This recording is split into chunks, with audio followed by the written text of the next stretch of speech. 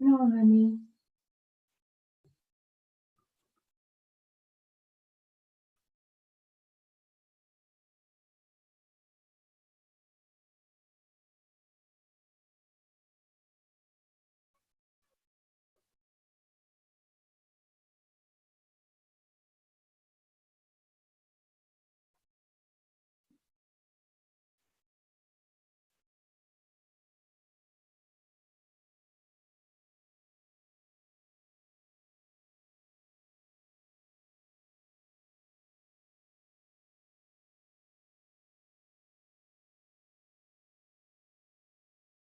I don't like people calling me.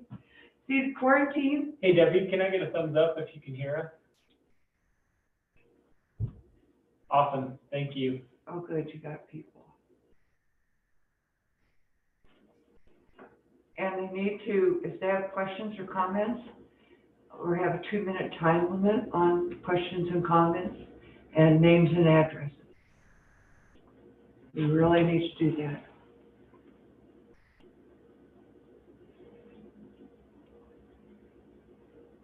Because this meeting's not going till 9 o'clock. Oh, I think it's gonna be a long one. It's not going till 9 o'clock. Can't do that. Well, you got that horse thing out there. Yeah, You don't think there's people that are not gonna call and complain? not that many, we've already got most of the problems. Really?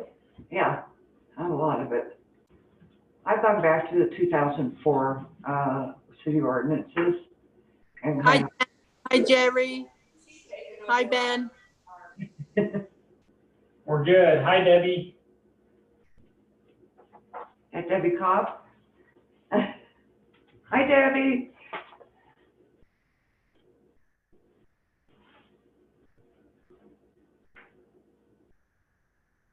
What if you don't get a lot of people signing in? I don't know how to run it, so. What if we don't, is that what you said? Yeah, what if you don't? I know Pam tried to get on it last at the town council meeting last week, and she couldn't get on. I watch them on YouTube. It I looks can't like say she's anything, had but I success watch them on this YouTube. evening. Did she? Mrs. Quayle, can you hear us?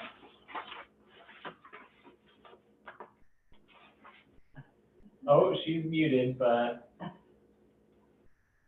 there,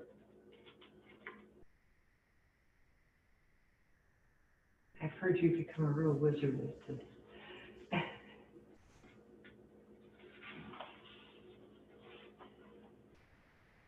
Can you hear me now? yes, loud and clear. Oh, very good. I guess I can get this tech down yet. Who's that? Pam. Pam. I can't see who anybody is, so. They don't go up on the screens yet. No. Oh, no, it won't.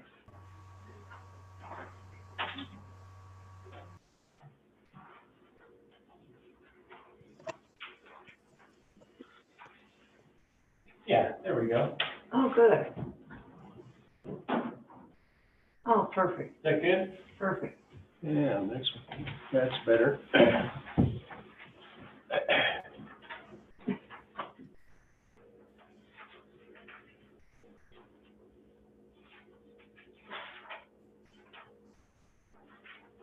You sit up there?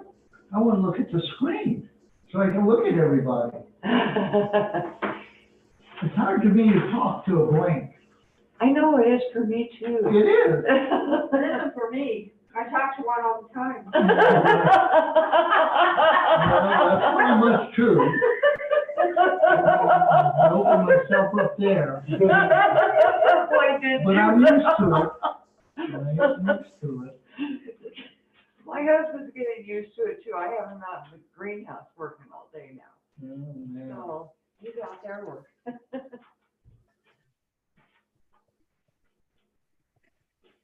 It gets to be 80 and 90 degrees out there already. I know. I got beets coming up, I got strawberries coming up, lettuce coming up. Everything's blooming. Yeah. I have leaves coming up.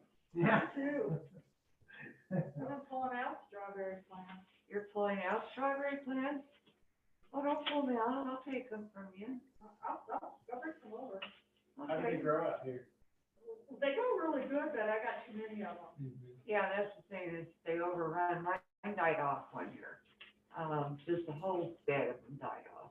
And you can't buy bare roots anywhere, you know? Well, I got a whole bunch, I'll bring them over, but not tomorrow, because it's supposed to rain.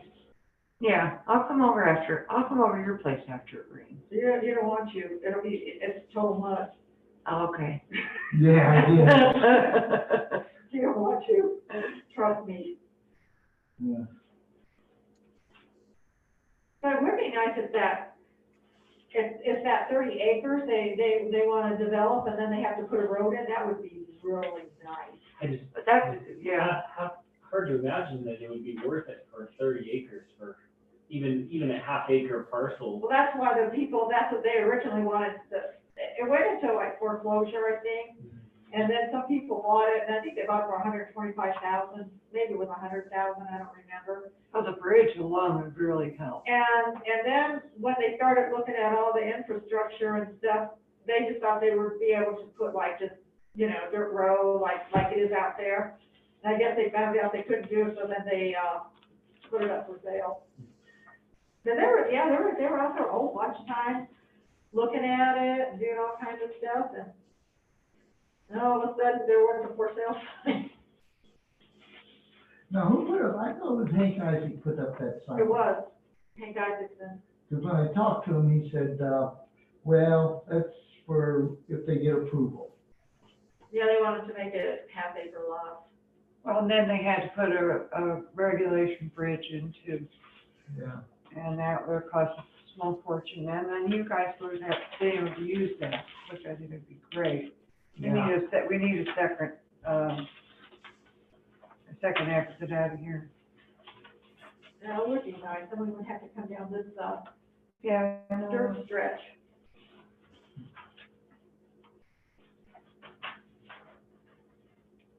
But I think anybody, even that Wayne Devon, that was doing Desert Road, it's just, even, he has the infrastructure in there, and he says it's just too expensive. yeah. And we went up to Bubbling Wells yesterday. So did we. Isn't it pretty up there? We went up, saw Rich and Debbie's new house. So did we. You did? What time, we were out there about 12, wasn't it 12? Yeah. We were out about 5. Oh, We went for a hike around Gooseberry, and then we went up there.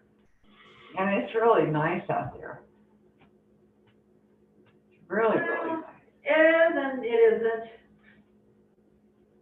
We can't always get what we want. That's all right. I know. When a lot of that land was for sale for like 20,000, And I actually thought about buying some of it. when it was, yeah. Yeah. I remember in the 60s, you'd buy land up here dirt cheap. Oh, yeah, maybe California.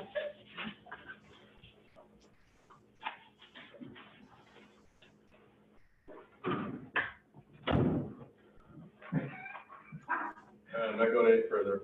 Look at this. Everything's been Clorox down. Yeah, Yeah. yeah, but then you showed up and contaminated everything. Ooh. I come early. Do you know if Lee's coming? I'm not sure. I know Wen mentioned she's gonna, okay. We'll make him sit down below. Well, then if I sit in the middle here, we're 6 feet apart and we're all good, right? Yeah, Depends on the tape measure. I mean, yeah. I We're could- fine. Clorox off all the. All right, thank you. As long as nobody's coughing, we're all. Yeah, I think we're okay. We know that you- Yeah, did you get a copy of these? I'll just give that to you for, those are mostly about containers, mostly people from And they. Oh, okay. Gooseberry area. And they sent out, emails Got a about copy of the, it. RV. Which RV park are we talking Out about? by Cedar Point. Which is not, thing anymore, right? So we don't even need to talk about it. But those are just, those letters going to record. How should we, are we already on camera, so we don't have to go on to Zoom on our computers or anything, right? No, Okay. we are already Good. streaming. Good. We've got 15 attendees or so. All right. Wow, that's a big turnout. Yeah. Hey, that's,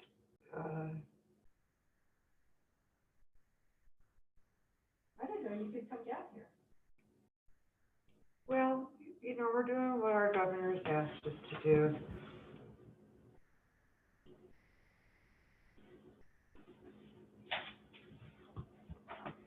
Well, it's a good thing the state's not on lockdown like some of the other ones are. I just saw something this afternoon that I didn't catch. I just saw the headline, so I don't know the details, but it sounds like the governor said if you want to come into the state from out of state, you have to They're checking at the border. verify that you don't have the virus or something. They're stopping you at the border. Wow. If you're not from here. They're checking the temperature, Yeah. they're asking you questions. Probably on the When you come freeways, into I the would state. guess. We've only had 8 deaths and 131 cases, so they want to keep it like that. How are they, were they stopping cars? What?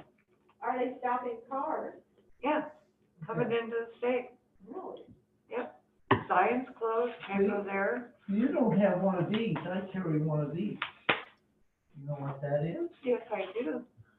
I have one of those. I don't Do you? carry it. Yeah, I don't carry my oxygen temperature. Are these copies here for me or are they for her to sign? Okay.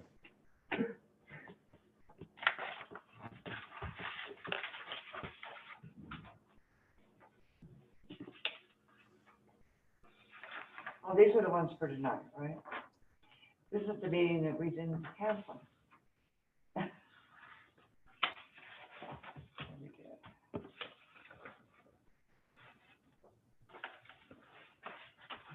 Oh, this is from our work.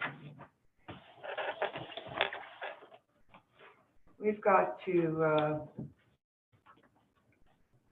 Well, to agree on these tonight. These mhm. are from our work meeting. That's the last time we were all together. So are we, it's 6. Do you want to open the meeting and are they hearing our audio already? We're gonna do everything the same. So we are only missing, when. I don't see when. Oh, I see her. She's right in the middle of my screen. Hi, Oh, Wen. yeah, there she is. Yep. Okay, can you guys hear me? Hey, Wen. Yeah, Yes. hi, Wen. Okay, Good afternoon or good evening, everybody. We'd like to call the planning commission, for April 8th, 2020 to order, please. Can everybody stand, say the pledge?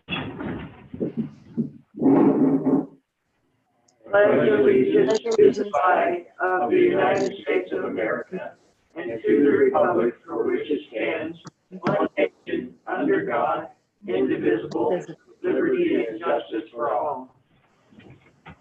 Have a roll call, please. Jerry Zaharis here. Alan Angel here. Wen Jorgensen here. Thank you. Janet Prentice here. Do we have any declarations of conflict of interest on this Is Lee here? tonight's Wait, item? let Lee, Lee can talk. we get an audio from you? Alan, I'm here. Can you hear me? Yep, Yep. Who's that? that's Lee. Lee. Okay. Really. Hi, Lee. Hi. Do we have any conflict of interest in any of the items we're going to speak about tonight? And can you all hear me? Yes, Yes. Okay. The introduction, we have introduction of public hearing on amendments 1010-050 RE Rural Estate Zone. Discussion and possible recommendation on 1010-050 RE Rural Estate Zone, that's out in Bubbling Wells. And I'd like to kind of do 1 and 2 and 5 and 6 at the same time because they're the same thing. And so we have a general map, amendments to the general map to make that the kind of area we want to out of Bubbling Wells.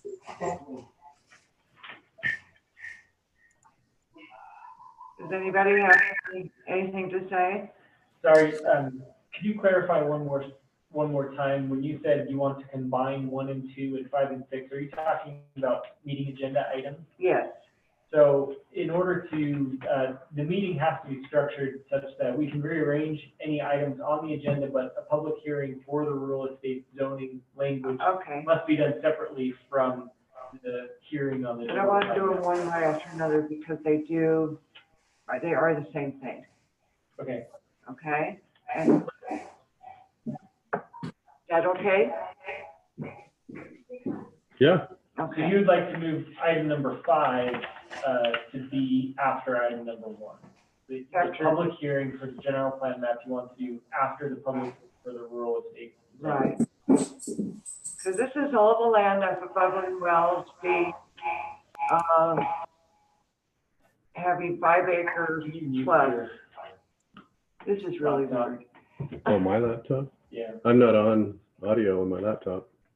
okay. This is having Bubbling Wells area be 5 rural estate zones, 5 acres plus. Does anybody have any comments on that? No, wait a minute. Are we doing, we're doing agenda item 5 first? One first. Well, then that has nothing to do with Bubbling Wells. Right? This is the, excuse me, this is the horses. Yeah. And the, So I think excuse me. The purpose of this zone is to provide permanent area for hobby farms, small farms, limited agricultural development for personal use. Permitted use is permitted in the zone, and it goes on. I don't know who's got does everybody have an agenda? No. No. Single dwellings, not less than 1,200 square feet on the main floor. Accessory buildings and uses following issuance of building permit for a permanent. Are you going to dwelling. read this whole thing? might I Yes. suggest that we only review the changes? Yeah, I think that's Changes. reasonable. The changes is going to be on B11, animal allowance restrictions. I had a question on 10, keeping of animals and fowl for family food production, but not for commercial use. Does that mean you can't sell to your neighbors?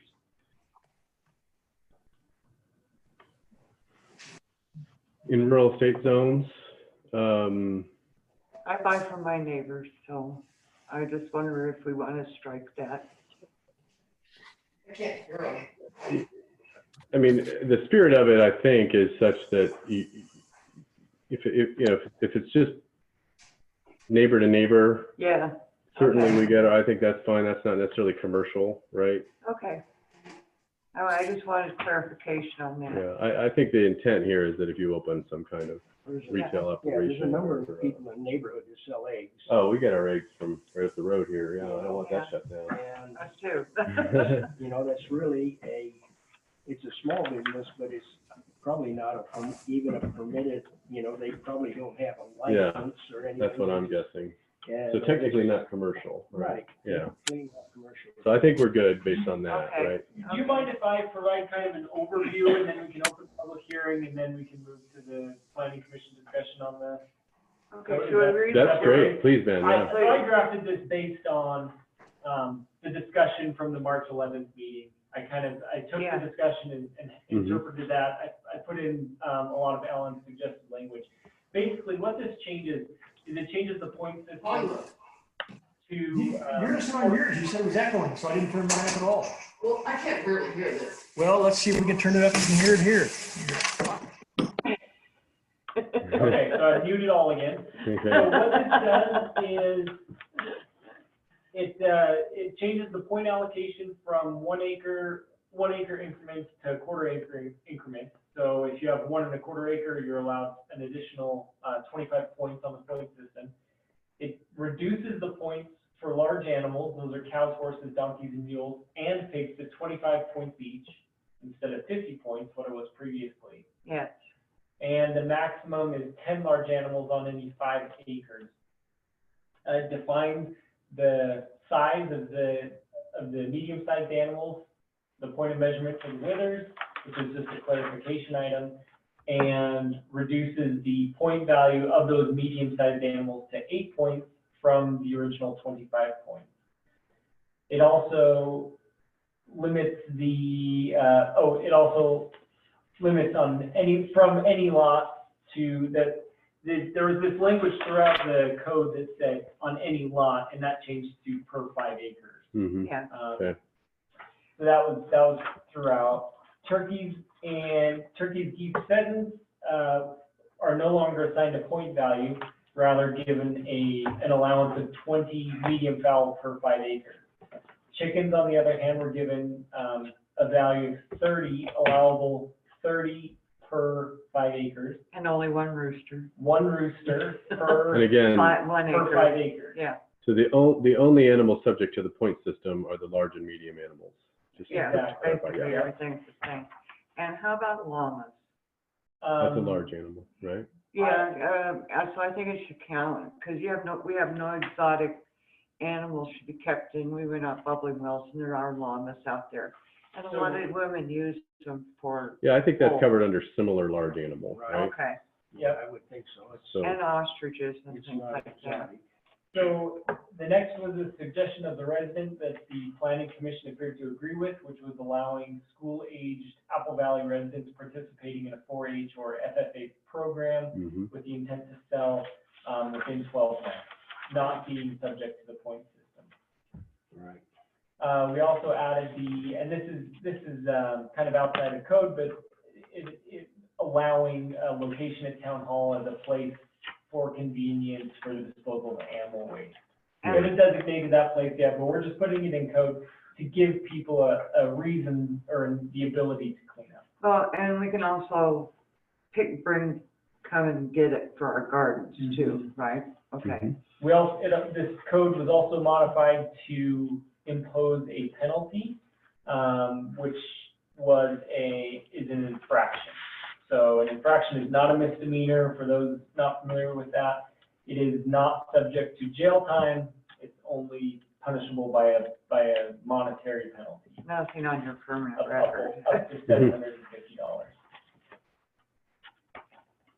The remainder, there are a couple other red lines. Those are just typos that existed in the code. Mhm. So that would be I think the overall summary of what this code change is suggesting. Okay, I think it's all very reasonable. Mhm. So, Can I make one comment before we open the public comment section? Because we got a lot of comments both in person and in writing from folks up in the Gooseberry that particular subdivision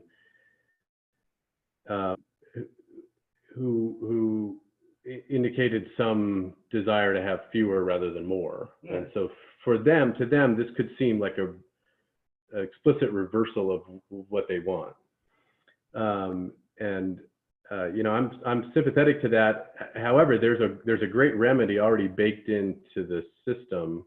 That particular area is already a development with its own set of CC&Rs. Yeah.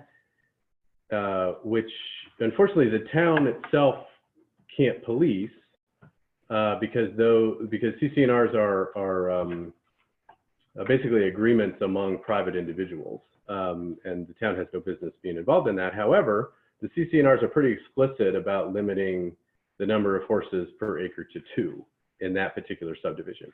So for those people, you're covered. You just have to police that amongst your own HOA. We don't have an HOA. You have a CC&R that allows for the creation of one. No, Yes, no. I have a copy of it if you'd like It to see only it. allows for an architectural review committee. Right, which you could, It's not an HOA, we don't collect dues. It's not an HOA. but baked into your CC&Rs, okay, so for those of you who live there, if you've created a set of CC&Rs that you can't police, there's nothing the town can do about that.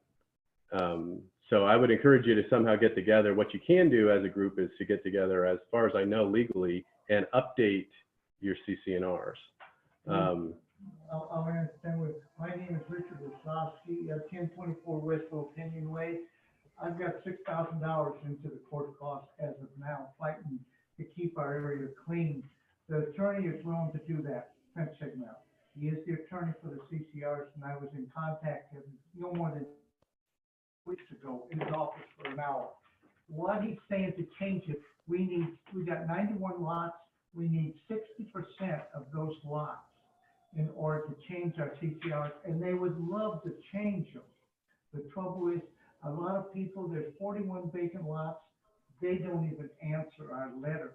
We used to put a mail out every 2 years for an election for Architecture Review Committee.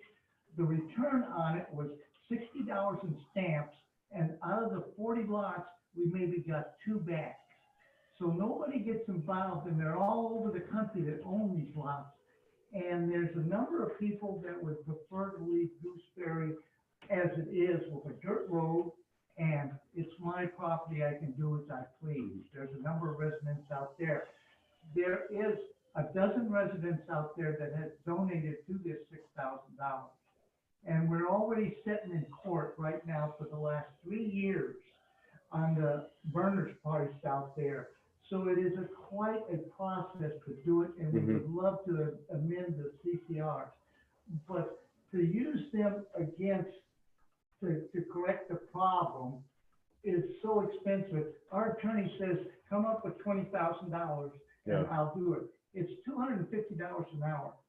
And so that's the reason we've kind of pulled away from it. Okay. And the only thing the CCRs are used for is for, and I put them out where my wife does, and people pick them up all the time, the copies. And what they'll do, and they just called my wife 2 days ago, if somebody's going to build a house, Jen knows about it, and they just turn in the plans to the Architectural Review Committee. There was an election, we haven't counted the votes yet. One person on the Architectural Review Committee just moved out there, Tana just moved. Her and another person is the only ones in the Architectural Committee. So those CCRs are so big that they. Yeah, I can appreciate that. I guess I brought that up, not to get involved in. Online and have the comment. Okay. Regarding CCNR. Yeah, great. Let's hear it. We'll go ahead and flash. All right, and without having read these particular CCNRs, generally anyone who is subject to the CCNRs has a private right of action. They don't necessarily need to go through an HOA in order to enforce the CCNRs on their neighbors. Okay. And I'm assuming I'm unmuted and you heard that. Yeah, anyone on Zoom, please state your name and your address, just like a regular meeting. Sean Guzman. And for the record, we don't need to state the addresses. Okay. Online. I just want your name. Yeah, okay. Because I can't see who it is. Okay, so yeah, thank you for that clarification. I guess I brought that up just specifically to note to all the people that took the trouble to write letters and emails and make phone calls and even stop you on the street and so on, that we feel your pain as a planning commission. These changes are the result of what we feel like the town as a whole, the population as a whole, The greater town. wants. We totally understand that in particular neighborhoods, and particularly those that have a defined development, are within their rights to create their own set of rules and so on. And the good news is you have a rule. it somehow just has to be policed. And so I just want to make sure that obviously we haven't voted on this, but I don't want it to feel to anybody like we're ignoring you. We took very serious. Excuse me? I think you are. You didn't. Because Okay. Anyway, that I was making a statement, not asking for commentary. I do want to just note that I personally read all of the letters that were delivered and emails and so on, and took them seriously. You know, the town is to one degree or another, not surprisingly, in today's political environment, split. But more people want the changes that are represented in this document than don't. And those that don't, at least some of them, have a remedy. Now, I understand it's a painful remedy, but it at least is a remedy. And I hope that to whatever extent, to one degree or another, you can find a way to police that amongst yourselves. You know, I dug in this afternoon to do some research to figure out to what extent the town itself was capable of helping residents themselves follow these CC&Rs, and I could find nothing that would legally allow us to do that. And so unfortunately, you're sort of on your own. And I think the fine for not following the code is what we could do to help, so that you wouldn't have the flies, the smells, and a lot of the problems that you were having out there. So I guess we do need to have a public comment period, and you got control of the mouse, so you decide how you want to do that. So Let's my, open this up for public comment. thank you. Might I suggest that we first start with, we have 2 callers, and callers cannot easily unmute themselves. Okay. So I would suggest that we first unmute the 2 callers and ask if they have any public comments. Great. to provide. Good idea. So we have the 2 callers are telephone numbers 877-1225 and the number ending in 1996. Do either of you have any public comments for this public comment? You are unmuted.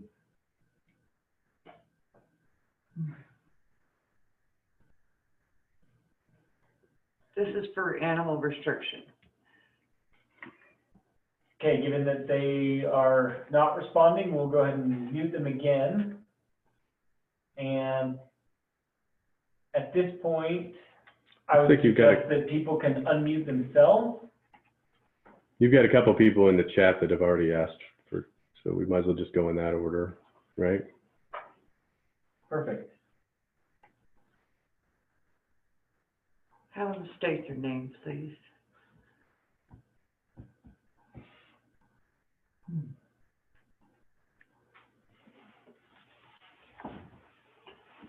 Can you see the chat? Could you invite them? Yeah, can I take this? Oh, this is Pam Quayle, and I would be first. If you can hear me. Yes, we can hear you. So can I give you my comment then? Yes. Pamela Quayle, and I live on Smithsonian Road. And I think that in 1-acre subdivisions, it's just very excessive to have 4 horses or large animals, period, on 1 acre.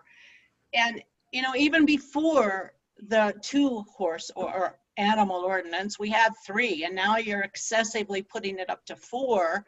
You know, it worked for years at 3. Nobody was complaining. I feel it's just being changed because the town doesn't want to enforce the ordinance that we have. I've had a terrible problem for the last year, and this is just to tell you what can happen. I had a neighbor move in last fall with 5 horses. It wasn't 2 weeks until I couldn't go outside to look at the night sky without the stench just burning my eyes and my nose. The night air holds it down, the wind dies down. And then we couldn't sit out inside in the daytime because these people do not clean their animals at all. And we couldn't work in the garden without being uncomfortable, couldn't open the house windows. Then the flies came. Every time we opened the door, the flies rush into the kitchen. That's not only uncomfortable, it's unhealthy. Unsanitary. Very unsanitary. Yeah. And I don't know, how can you regulate this? I mean, how can you decide that the enclosures aren't being cleaned regularly? Are you going to allow an enforcement officer onto the property? How deep does the manure have to get? How are you going to measure the smell? How are you going to enforce that? How can you measure the number of flies? How are you going to enforce that? I Can mean, you- we really suffered last fall, and now it's not so bad. But I just expect this to start again as soon as summer and fall come. I want to invite anybody that votes for this ordinance to come on over. Give me your telephone number, I'll call you. You can come over and enjoy it with me if you want to have this many animals on 1 acre.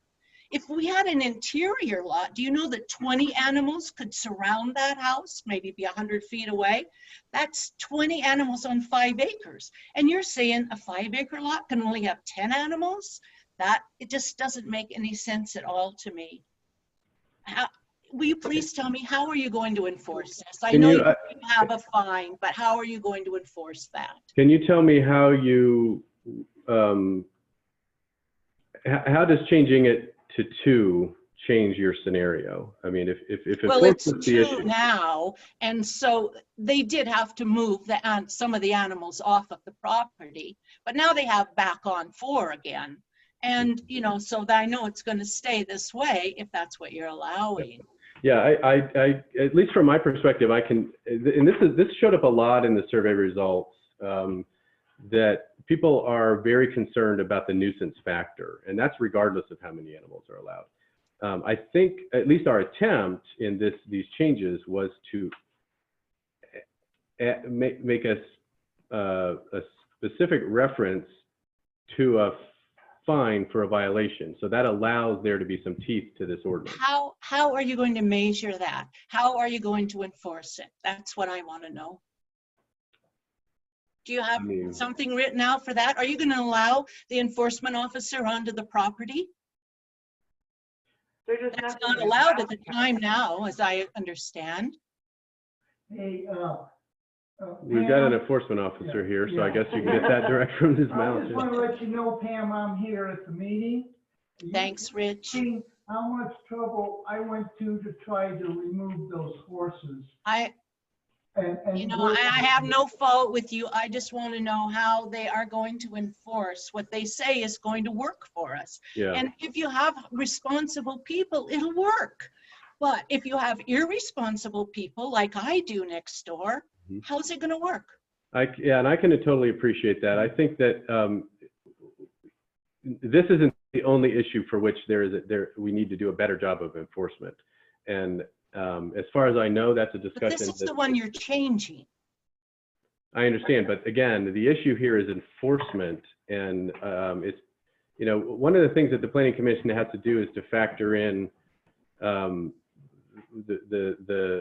needs of the entire town and match that with what in our case, what the general plan suggests. And how many 1-acre subdivisions are there in the town?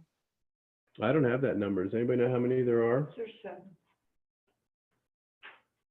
7 1-acre subdivisions? Oh, there's 7 subdivisions, 7 separate sets. Oh, yeah, I don't know whether they're all 1 acre. And out there is half-acre, acre, and 2-acre. Around here is 1 acre, 1/2 acre minimum. And then Okay. across the street's all acre minimum, and Cedar Point's 1/3 acre, and then Bubbling Wells area is 5 acres plus. Yeah, and these again are just these are the rural estate zones in particular. Pam, thank you for your comments, and I'm sure there'll be other people that want to I really make hope that you comments. will put into your ordinance how you're going to enforce it. You should have that figured out before you change the ordinance. Yeah, we made an attempt at doing that. I'm hearing from you, you don't think that it's strong enough. I just don't know how you're going to measure it. Tell me how you'll measure it. I don't know how you measure smell. I wish there was Well, some you're scale. saying that you will. Yeah. You're it's a good saying that they'll question. have to have a fine, but how will you measure it? Good question. We called it a nuisance. I suppose thank you for your comments. We gotta, this is not supposed to be a conversation between two people. I Sorry. appreciate that. I just hope that you will realize it's a terrible problem, and I hear in you. 1-acre Yeah. subdivisions, it's too much. Gotcha. And by the way, where you live in particular, the remedy is baked into your CCNRs relative to the number of animals. That It doesn't they're address worthless. nuisance. we can't afford to keep them, you know, to enforce them. We have to rely on the town. You're the only hope that we have of being able to enjoy our property. I feel like my right is being stolen from me. No, wait a second here. I mean, there'd be people that live in an area that don't have CCNRs and who want even more than 4 horses. So are you suggesting that your needs are greater than theirs somehow? I'm not. But I think that people that want to have a lot of horses should have enough land to take care of the horses in a way that's good for the horses as well as their neighbors. Yeah, and I completely agree that, Yeah. that people need to care for their animals. And that's, we made an attempt in these changes to Well, we're not moms and beef this dads. up. So let's move on to the next commenter, please, because we Thank you, Pam. yeah, thank you, Pam. I feel your pain. I do. Just a reminder that commenters need to unmute themselves. So there was Sean Guzman indicated in the chat. Sean, do you have a comment? We still got Pam up. There we go.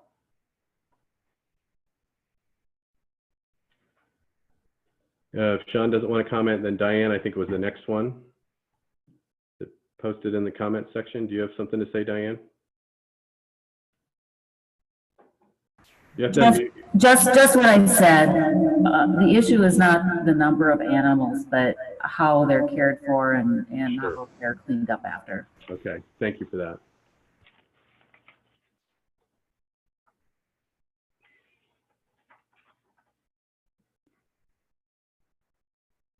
We have 24 other people in this online meeting room. You're welcome to share your piece. Now's your chance. Let's get these folks here a chance to speak, and then we'll come to you.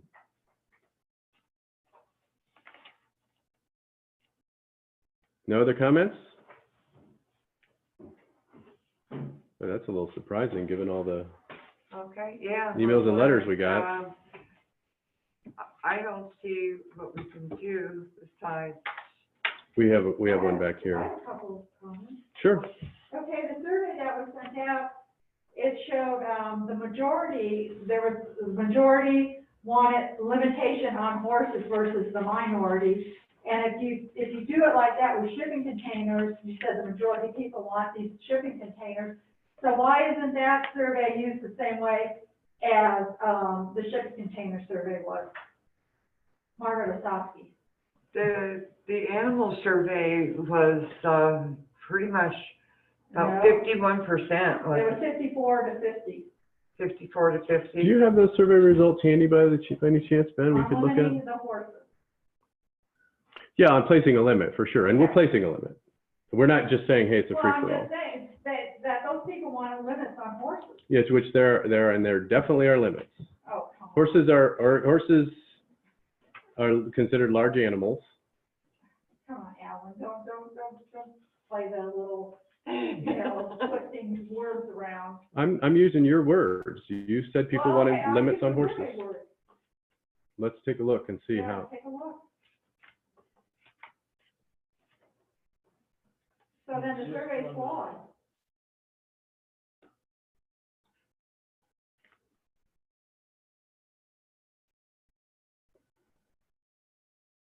Okay, that's the one we're looking for. And horse owners. Okay, let me just share this with Zoom. Give me a moment.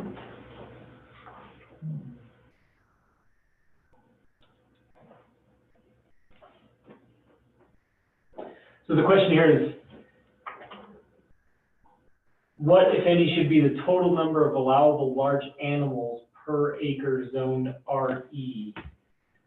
The number of respondents that said no limit was 36%, 5 was 11%, and 4 was 18%. So those values combined would be what you're No, looking it for, wasn't everything that one. 4 and It was the other over? one. Where's the little, it wasn't a pie-shaped one, it was the other one. Well, so this is the question that you're wanting to address. This The number is of the respondents question we are that said addressing. that how many animals should there be per zoned acre? And if you add 4 and above, You get 64. So 64% people said 4 or more horses. That's a pretty overwhelming. What, get the other one up. what's the question that you're wanting to? Let's see the survey, because there was another thing on the survey showing that people wanted.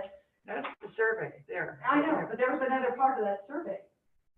There's multiple questions throughout. I'm wondering what it is that you're actually wanting to I think address. it's the last one. It was the bars were at. It was the bar graph. What was the question? I don't know. Okay, it's hard for me to pull up a response if you don't know the question that you're wanting to address. Well, I know one of those survey questions was, it showed that the non-horse owners wanted more restrictions, basically.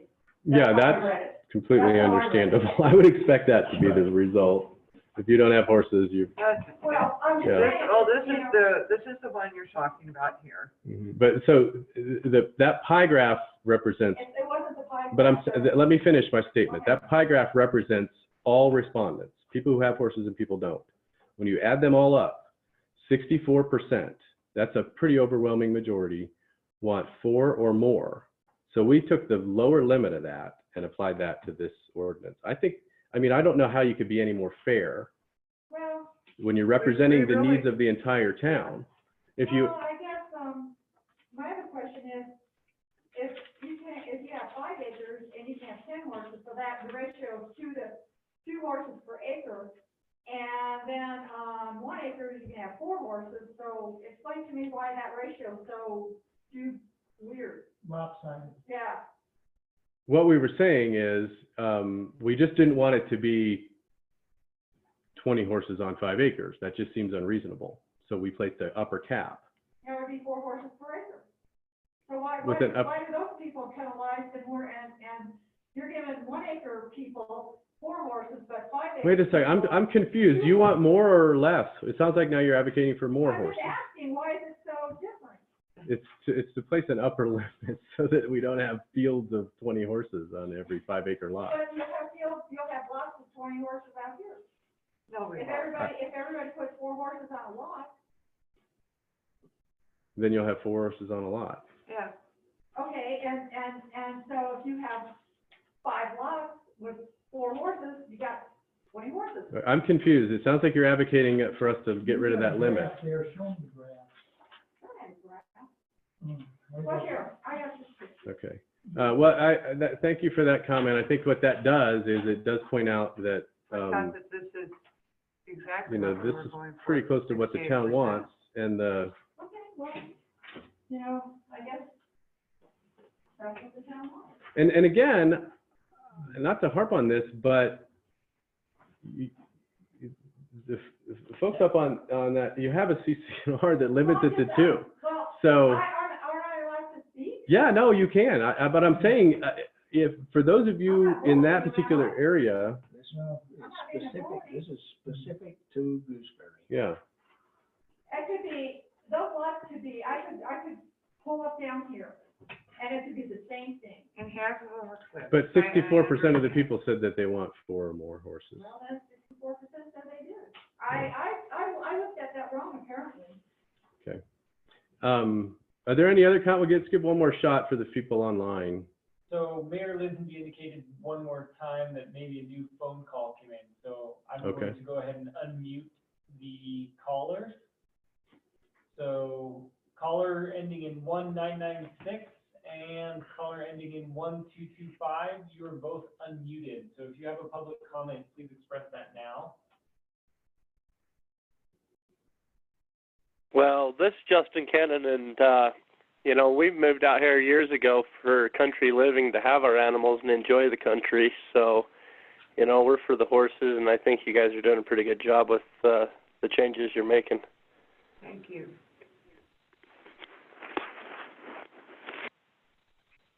Because this is country living. Since we're in the comment time, I'd love to hear, and if anybody has any suggestions, even experience with strengthening enforcement language, I would love to have a suggestion or two made if that's if You know, I anybody's think got any. I We agree put with this, that. this infraction in here, and that needs to be defined a little more as to how we're going to handle that infraction. Yeah. I mean, it's And pretty, maybe that has to be a separate item. it's pretty clear that, you know, quantity is easy to determine, right? If you've got 5, you're supposed to have 4, you'll write you up. You should What's have harder to five, you figure out is what is nuisance. One person's nuisance is another person's just lovely country smell. should- You know, so, but again, I would love to, if anybody's got any ideas about how to strengthen that language in here, Because that seems to be our Love to only hear it. sticking point. yeah. And we may have to make that a separate, totally separate item, you know. Yeah. It's in here, and this is fine, but how to handle that is a whole separate Yeah. item. I mean, we make specific reference to noise and smell, nuisance, and I think those are the big issues. Noise, smells, and bugs. Yeah, the Flies. flies can be the worst thing. Yeah, they are. Yeah, I thought I had something about pests in my original version of this. Yes, Does there that- was. We should probably add that back in if we're, but anyway, does anybody have any suggestions about that, how to strengthen the, Here, I got, as a Language. code enforcer, you're gonna create a nightmare for me. And that's, Rich Osowski, 1024 West Lothian, out in Gooseberry. I don't mind writing up anybody that's in violation, whether it's a neighbor or they live next to me. The problem with 4 horses and 3 horses, and we've had a number of horses, we're down to 1 horse, is that if you clean them, now that you got the Torqueville thing, so you looked at what they do there. Of course, they're limited to 3 horses. But if you leave 4 horses, and I think you've got, how many horses you have? we have 2, but we have Okay, 2 plenty of horses. acreage. You know, after a week of not cleaning 4 horses, can you imagine how much manure you will have piled up? Mhm. And then it depends the amount of area. The bigger the area, but do you know what a horse does? A horse poops in one spot. Most A of the time. horse pees in one spot. Mhm. And so it builds up in that one area. And so to me, to write them up, if I get a call and somebody says, I haven't seen anybody out there cleaning those 4 horses for a week or 2, then I gotta go there and I gotta write them up. And then the system that we have with Ben in the town is to get a nuisance complaint 30 days. So I give them another 30 days. And then after 30 days, they say, well, I wonder how much poop they have after 30 days. Then we gotta go to court. So that takes time too. And Rachel is the prosecutor. And right now, Rachel is really busy because the court system is in a kind of a disarray. So it may take a year. So this is what it's gonna cost me, and I'm gonna get calls like Pam. And I've been to her property a half a dozen times.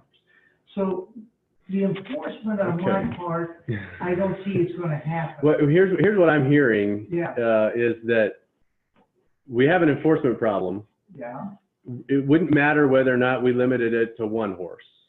The quantity itself isn't going to change things. it adds to the pile. I understand, but my point is, we have an enforcement problem in the town. If they're not taking care of And- one horse, they're not gonna take What's the care of it. possibility of, Yeah, They can't be their parents. putting a lien on properties or immediately? Well, I mean, we put this violation, this infraction fine in here. I don't think that would have to go through the courts if it's in here. No, I think. I it mean, goes I don't straight- even think it's even a No. 30-day waiting period. This is not a nuisance complaint. This is an actual violation, an infraction. but at some point, you're gonna have to go to court because they say they're not gonna do it. That's kind of Ben's deal. Isn't there a way? Well, I mean, I can go to court if I get Property caught speeding on the highway. It's not doesn't mean I'm going to win. No. So, I mean, there's nothing we can do about that. I hope we all can agree, right? There's no language we could put in here that would make people pay a fine And we can't be their without going to parents. court. Okay, so that's not something we can debate, Yeah. I don't think. What I'm asking is if there's anybody that's got any information, experience how to craft language such that it can be much more easily enforced. That's what I'm looking for. We used Paul to Edwards. lien, we used to lien properties all the time, in a condo situation. Yeah, but again, I'm not talking about what's the infraction. I'm talking about how do we know when an infraction has been made? Right now, we're calling it, we simply say animals must not be allowed to become a noise or smell nuisance. Well, that's a little subjective. I agree. What one person might I think think it's a nuisance. the another. flies should be inserted back into that also. Just for clarity, nothing was removed. Okay. Can I read a public comment? Yes. Yeah. Who's not able to come through here. So this is from Christy Jorgensen. She states, "We bought and moved here 17 years ago with the dream to raise our family and retire with animals in an open agriculture environment. My ideas and thoughts are we need to keep and preserve this way of life for others and future generations. Washington County is losing this lifestyle, and those wanting it will be forced to move out of our beautiful area. We have an opportunity to be unique and not fall into the same mold as our neighboring towns with unnecessary restrictive town codes and regulations. Most of my friends and neighbors moved here to get away from that. I also feel very strongly that we should not push our ideas."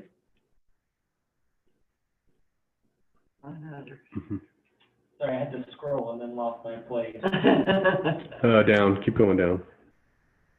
There you go. "Our ideas and likings onto our friends and neighbors through town codes and laws. Yes, I agree, we need to be able to respect each other's property rights, but not to the point of taking away those same rights from residents." That's Agreed. the other side. Okay. Agree.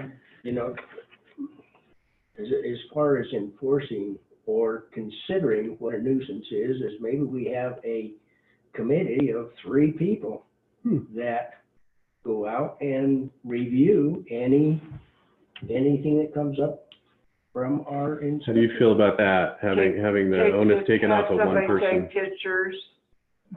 In the 3 people, have somebody that's not a horse owner and somebody that is a horse Sure. owner. because I'm a otherwise- non-horse owner.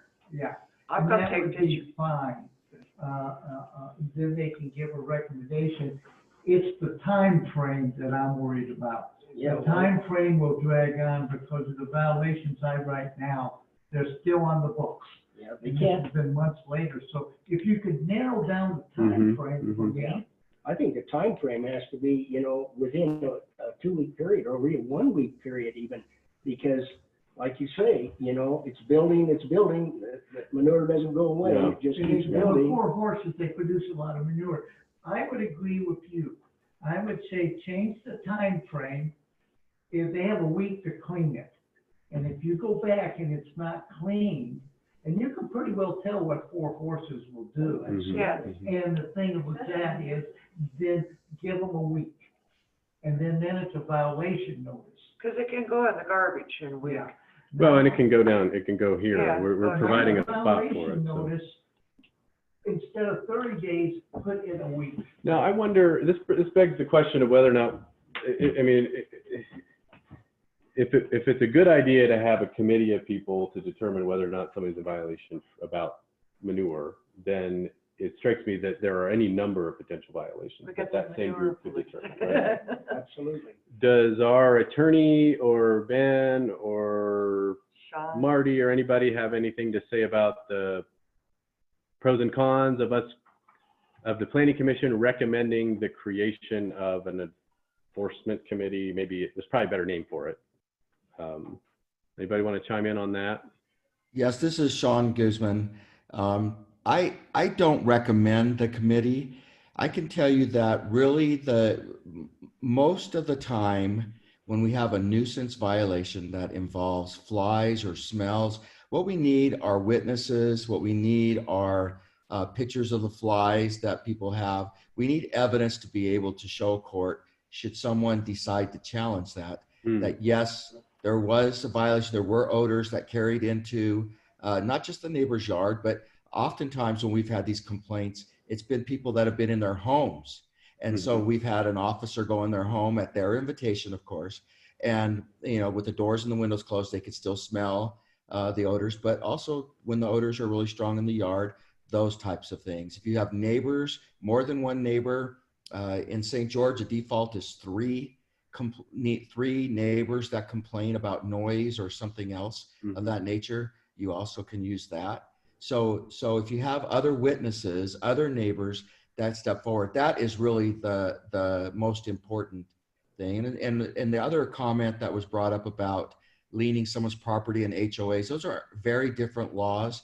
And the HOA's ability to lien properties is derived out of a person's non-payment of HOA fees or dues, not necessarily a nuisance ordinance like ours. And so we would not be liening someone's property, but I think an infraction strikes a good balance, because you're not, as Ben pointed out, you're not talking about jail time for individuals, but you are saying, look, this is something to take serious. And then lastly, going to the time frame. I'm not sure that you want to spell a time frame out in the ordinance, because a lot of times you need to be flexible. For example, we've had cases where someone's husband's died, and they don't have the ability to clean up as often as they did before. And so if you put in, you have a week, that's a very short time frame to clean it up by the ordinance. And understandably, you could say you have more than a week because of your situation, or you could get the neighbors to come and do something in 3 weeks or something of that nature, or you have someone that's helping you, but they won't be able to do it in a week. It would take them 2 weeks to get it all cleaned up and then stay on top of it. So I just don't think a time frame in the ordinance needs to be spelled out, because you can still say in your letter, your enforcement letter, you have 7 days to either clean it up or contact us in case they have some extenuating circumstances that you want to consider. That's it. Those are all reasonable points. The first thing you mentioned, you made reference to an officer going into a home to test, whether or not you can smell that. What would be the equivalent of a police officer in Apple Valley? It would be a Rich going in as the code enforcement officer if he wanted, if someone invited him in. But remember, it doesn't have to be an officer. It can be witnesses too. That say, look, I'm willing to testify that I was at Pam's house, and I've been there on 3 separate occasions in the last week where we were in the kitchen and the smell was so bad that we, had to spray Febreze or whatever it might be. But yeah, you can have other witnesses. Other neighbors are always good. And again, if you have some things, for example, if it happens to be noise, if you have recording of the noise and the time that that's occurring, or flies, if you're taking pictures of the flies, that also helps and note the time frames. But Rachel, your prosecutor, can give you some really good pointers on how to go about doing that. So it doesn't necessarily have to be a code enforcement officer. So from an enforcement standpoint, it does sound like it really, the onus is on both the town and the town's residents to see to it that these infractions get policed in some way. And I can appreciate the fact that it's difficult for one neighbor to document the smell, and so, I mean, we don't want to get our neighbors mad at us. But the town can only do so much without evidence, right? So I think that's one of the things one of the challenges we're having with enforcement is we're being asked to go do something on behalf of a neighbor that may be either anonymous or hasn't been able to get a couple more people to witness this. It sounds like if we can do better at that, we can do better at enforcement. Does that sound reasonable? And I think pictures is necessary. I take a lot of pictures. Ben will attest to that. Yeah. But the trouble with Gooseberry is an exception because of so many vacant lots. Pam, the woman that was up here, her neighbors, for one thing, and I'm not saying anything about the polygamists, they do not complain about anything. And that's one of her neighbors. I've been to their house. And they're nice people. But they will not say anything about anybody. And then her other neighbor is somebody that's kind of exclusive. They don't want to be bothered. And then her other neighbor is in violation because all her horses are on her whole lot. She fenced in her whole acre and lets her horses run wild. So now you got that situation. So I won't be able to get, and people do not like to complain or file nuisance complaints because they can be looked up with a gravel. Sure. So that wouldn't work. The only person that I got to complain and file a nuisance complaint was Pam and her neighbor, but the only reason I did that is because their neighbors know me very well. So Yeah. I would have to be over there taking pictures of flies and also taking a picture and measuring the pile as it gets deeper. Okay. Yeah, I got you. All right. Yeah, there's not much we can do if people don't want to actually make a formal complaint. That sounds like that's one of the big challenges here, is that people want the town taking it upon themselves to enforce things based on a conversation at the coffee shop. And that's a slippery slope for a town to get involved in. I feel like we need formal complaints if we're gonna police them. We can definitely do a better job of enforcement, and Sean gave us some great tips about how to do that. Thank you, Sean. Given that we're still in public comment, Debbie had a comment. All right. Or raised her hand. Debbie, let's hear it. It's actually Rich. Go. Oh, never mind then. Hey, there's one clause that says that for the convenience of residents, the town is going to, I guess, dig a hole in the back of the town hall, and you can bring your animal waste there. Now, I don't think it's the town's, you're advocating for more horses, more large animals, and now you're saying that the town is going to, you can bring your waste over to the town when the landfill already accepts waste on your regular garbage pickup. I don't think it's the town's responsibility to get involved in removing residents' waste, personally. I agree that it's not the town's job, and just for clarification, it's this proposal is just to provide a space for people that don't have a place, a convenient place to dispose of waste. Basically what we're trying to do here, now we're not going to go collect it, you still got to bring it. So we're not disposing of it for them. But it was a way, one of the things that was pretty clear among all the both conversations and survey results and so on was that cleaning up after your animals is a big deal. People need to do that. And what I think this is in here to just provide one less barrier for people to make sure that they're keeping up with their waste. Yeah. It's if you want to muck out the stalls, but it piles up and then that makes your neighbors mad because flies show up and the smell. Well, at least now you got a place to go put it so that it's away from your neighbors. And then, I agree. I don't think it's the town's job to do that. It's just a convenience. But all you have to do is put it in a plastic bag. If you got a garbage bill, you get garbage pickup. You can get rid of the waste. It's that simple. So you might have to get a couple of more garbage pails, but that's what my neighbor responsibility does. of the animal. That's part I can appreciate that. And I hope people will still do that. And it could very well be that this option won't be people won't avail themselves of it. The upside to doing it is that there's an after effect that's actually beneficial. So for people who want compost, gardeners and folks like that, this would be a great source of that type of material. And again, it's just a uptick in the quality of life in Apple Valley, except for the person that actually has to shovel it every once in a while. I got a solution to the problem. Okay. It will solution everything, even Rich's problem. Anybody that has 4 horses, or you could even start with 3 horses. Anybody, and actually, if you ask Rich, there's a neighbor across from him that actually does it. You can get a dumpster, a green little dumpster, and for a minimum amount of money for a year.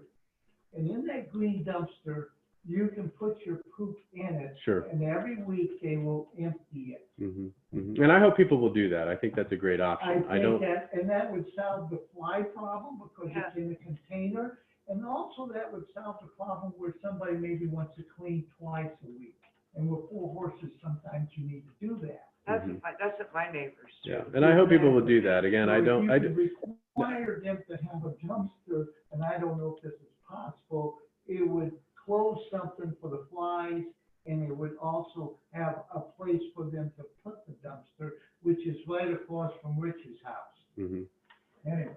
All right, that's a good, Could be one of the No. recommendations made if they reach this $750 yeah, fine point, say, hey, get you know, yourself a there is a dump, good solution for this. If you put this dumpster here and have it picked up weekly and use it, the fine can go Mhm. away. yeah. Okay. Okay, Yeah, so that's it good. looks like we need to work on this more.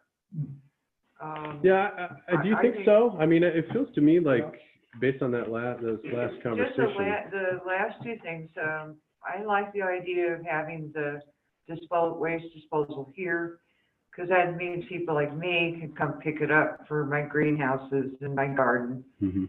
I'm not a horse person, but I love everybody's poop. People love compost, You yeah. know, so, Now, Janet, that won't interfere with the functions, with the flies and the smell if we have some type of function. You just have to make sure it's somewhere where it's, it, yeah, It'll be away. I hope so. well, the cemetery we're supposed to build out there, and I don't think we're gonna do that yet. That'd be a good place to start, because that'd be good starter for grass.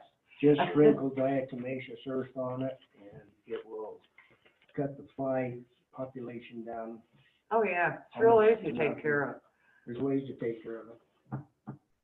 Okay, so I'm hearing you say you're not ready to make a recommendation No, at this I point. am. I'm very pleased with all of this. And, but I think having witnesses and pictures to go along with enforce the punishable fine, I think that needs to be put in there.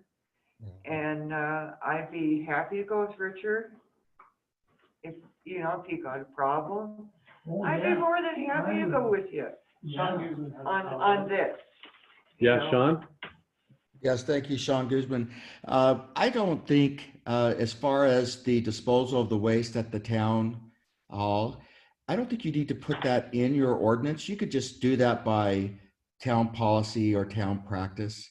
And so you could just take that completely out. That's And probably a the, good idea in case it goes away, right? Right. Yeah. Right, or that's for some hardship reason, Yeah. you might need to change that. The other thing is you do not need to put in there about the documenting of the pictures or anything of that nature in that ordinance as well. So I would agree that it sounds like the ordinance itself is probably in a good state to make a recommendation tonight. And the other things, as you very well pointed out, have to do with enforcement and neighbors coming forward. All of those things you can't really legislate. So I think you could take action on the ordinance tonight if you feel comfortable in doing so. Thank you, Sean. That's kind of where I am Here, too. 'cause we've been working on this. Alan did a wonderful job on the, writing of his ideas. And I'd like to see a motion on this. So the next step would be to close public Can we comment. close public comments, please? Yeah, let's close. Who's that? Oh, I thought you were here. Yeah, go ahead.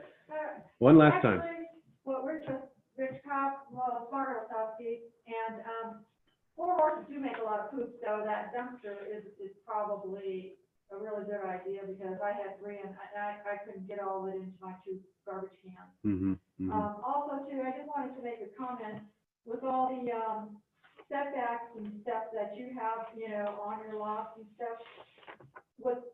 That leaves really actually an area for more 26 by 26. For them to roam around in. Yeah, they shouldn't be roaming around a whole lot. Well, I'm just saying, you Yeah. guys said that, I guess in the ordinance, something about an area for them to roam. Well, actually with all the setbacks and stuff, it leaves only, like each horse gets 26 by 26. Okay, so we just added, I'm just letting you know. Yeah, I appreciate that. Thank you for pointing out that. Yeah. Because then there's the end of the Yeah. That's So, public comments are closed now, right? Or- Can I yeah? add one more thing to it? For the people that live up against the mountain, Oh, yeah. when they live up against the mountain, their land is restricted quite a bit. It would be very difficult for them to put 4 horses when they only have with their house and everything. And if you look at Gooseberry, the whole side is a mountain. And if, they'll put 4 horses on a little compound. I don't know if you need to put some footage with the amount of horses you have. You got it down here too. Mhm. Yeah, You got it down here where you're up against the mountain, and once you put a house on there, it doesn't leave you much room. And it seems like the horses they're all bunched together. Yeah. And then you're supposed to have shade with them, and so I don't know if you can. Yeah, I can, I appreciate that comment, and that showed up a lot in some of the letters and emails and so on. The issue is that as soon as we put restrictions based on the contour of your land, you know, somebody's going to say, oh, they've got a hole in there, they've got a ditch, or they, you know, I mean, it's a never ending. It gets too convoluted. But my hope is that common sense will prevail, and if somebody's got a real half an acre instead of, they're not going to put 4, let's hope, Because the right? last thing is, if you see a horse, in my case, that we've had one in milk, you know, it's in dire need, it's not getting fed or not having water. Mhm. Yeah, Evidently, you can't call anybody in the state. no, they don't take our calls, They don't. for animals. They don't take calls for animal. So now, what as a code enforcer, what am I supposed to do if I see a sick animal or a sick horse? I think this is diving again into enforcement. Yeah, it's enforcement. Yeah, I think we've addressed Yeah. that. I agree. Okay. So we're gonna close public comment at this time. So I'd like to make a motion that we make this recommendation to the town council to approve this with the one modification that we strike item number K, and letter K there.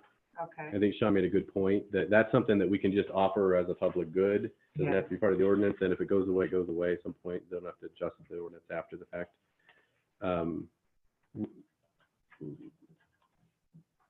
Did you get all that? That's a little wordy. Yes, I did, as Okay. well as the link, adding your proposed language for pests. Did you want me to read that one more time? Yeah, if you could, that'd be great. Yes, I pulled that up. Your draft language stated noise, safety, pest, or smell nuisances that result from improper care of animals or property are strictly prohibited.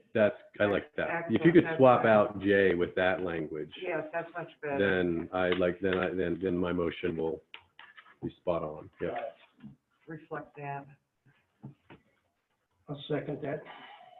Can we have a vote, please? Aye. Aye. Aye. Win, Lee? Aye. Aye. Win? Is she there? When, aye. Okay. All right. Fantastic. Thank you. And Thank thank you you very all for much. the comments. So you wanted to do, Well, I wanted to do. Number I 5 think we have next? a lot of people on the line for the,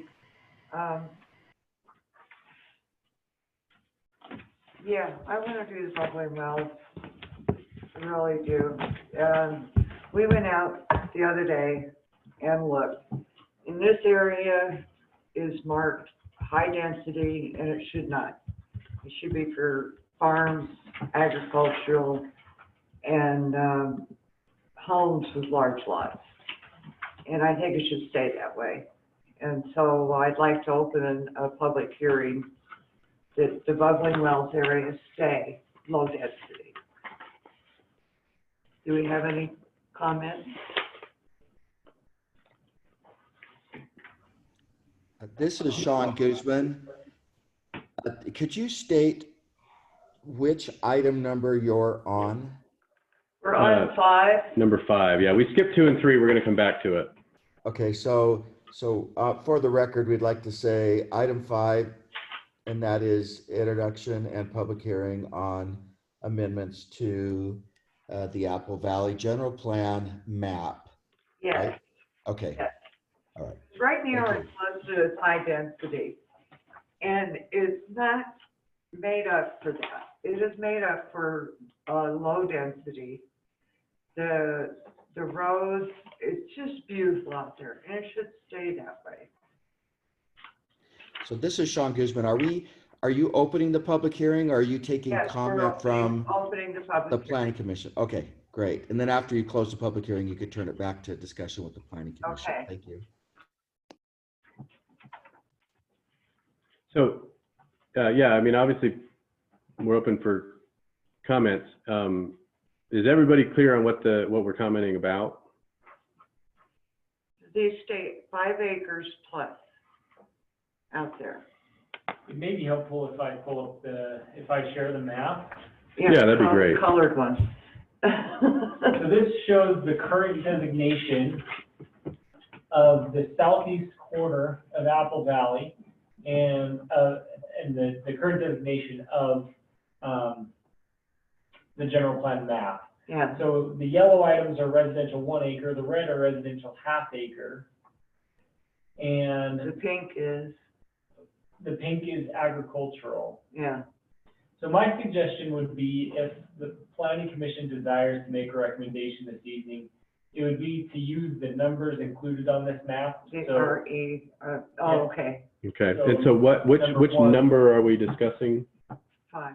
So I believe the discussions that have taken place so far, if my understanding is correct, it's number 1 on the map, number 2, number 3, and number 4.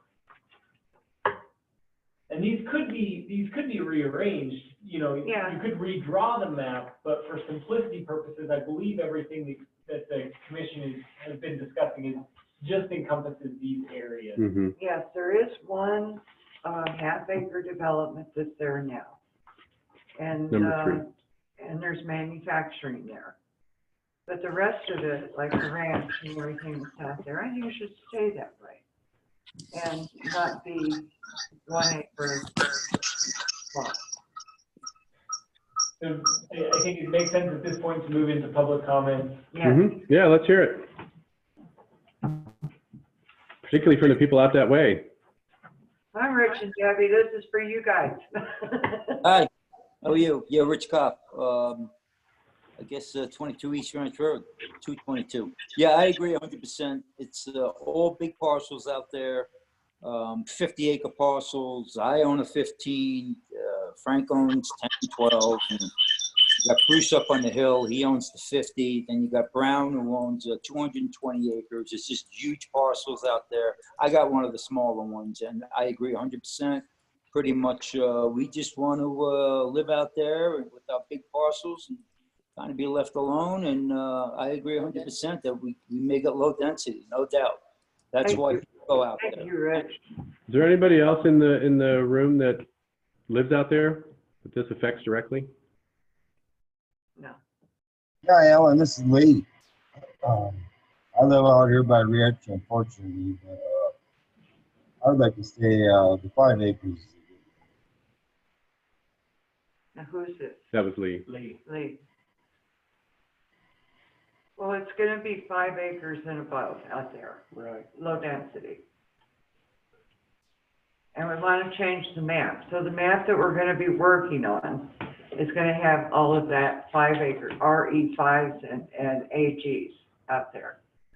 And then anything that isn't, can be open space transitional, and that way we can change it later to larger lots or agricultural.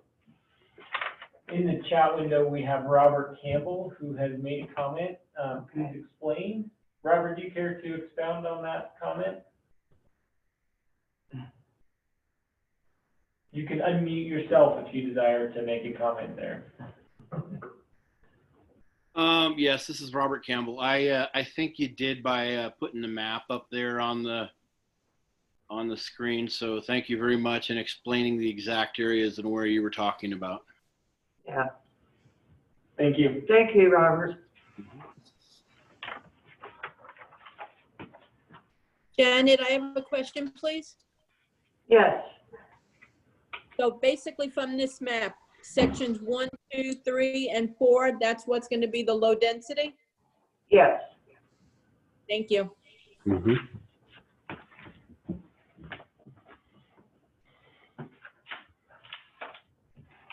Okay, I guess we'll close. last chance, anybody else? Okay, we're gonna close public comments on this. Sorry, I was, Hold Hang on. Marty, did you want to say something? yeah, I was going to. I was looking for my unmute button. Sorry for the delay. Hey, I just wanted to clarify, because you are talking about 5 acres and more, and really what we need to do is, you know, the current map right now is not the same thing as zoning. So we're not touching the zoning. We're only touching the general map description up there. And right now, the general map says ½ acre, 1 acre, and so forth. And that's not even an accurate description of what it should say. It should say just low density, medium density, high density. Yeah. And then in another place in our code, we identify what it does high density, low density, medium density mean. It's, you know, 5 acres or greater, 10 acres or more, or whatever. And so I just wanted to clarify that we're not changing this to, you know, 5 acre, you know, RE property or anything like that. It's just, you know, high, medium, or low density. Can somebody, does anybody here have a definition of medium and low? That's for you guys to define. It is, so. I mean, currently, do we have a current definition? We don't. So Oh, with, okay. with a motion this evening, if you were to take action on this, I would recommend that you define it. We will have to address, like the mayor said, we will have to address density in the general plan. We should have a table that defines what low, medium, and high is. I feel like tonight it would be sufficient to make a recommendation to the town council that you define that area as low density with that definition of 5 acres or greater. That's what I was figuring, 5 acres. Yeah, where I'm getting stuck, I guess, is, are we still in the public comment? Did we close it? We haven't closed it yet. All right, let's close it so we can talk. Close the public All right. comment. The only sticking point I'm having is that having not defined what those 3 terms mean, it strikes me as difficult. I would have a difficult time making a recommendation. Okay, If low density I mean, I could make a case that that's 10 or more acres. So in the old code, low density was 5 acres to 20 and more. And okay. in medium density was 1 to 2 acres, or 1 to 5 acres, excuse me, is medium density. High density is an acre and less. Okay.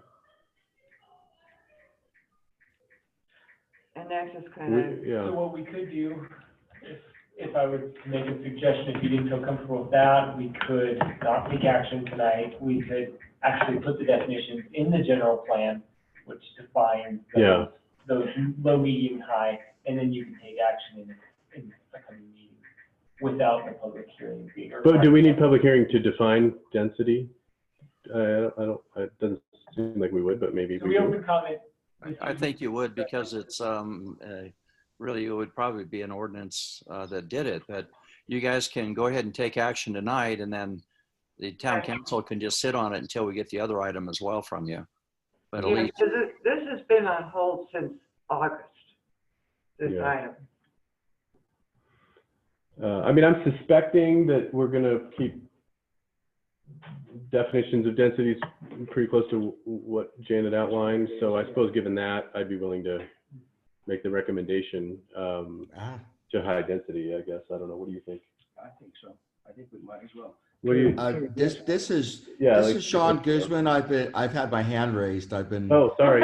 Yeah, so I've been trying to interject here.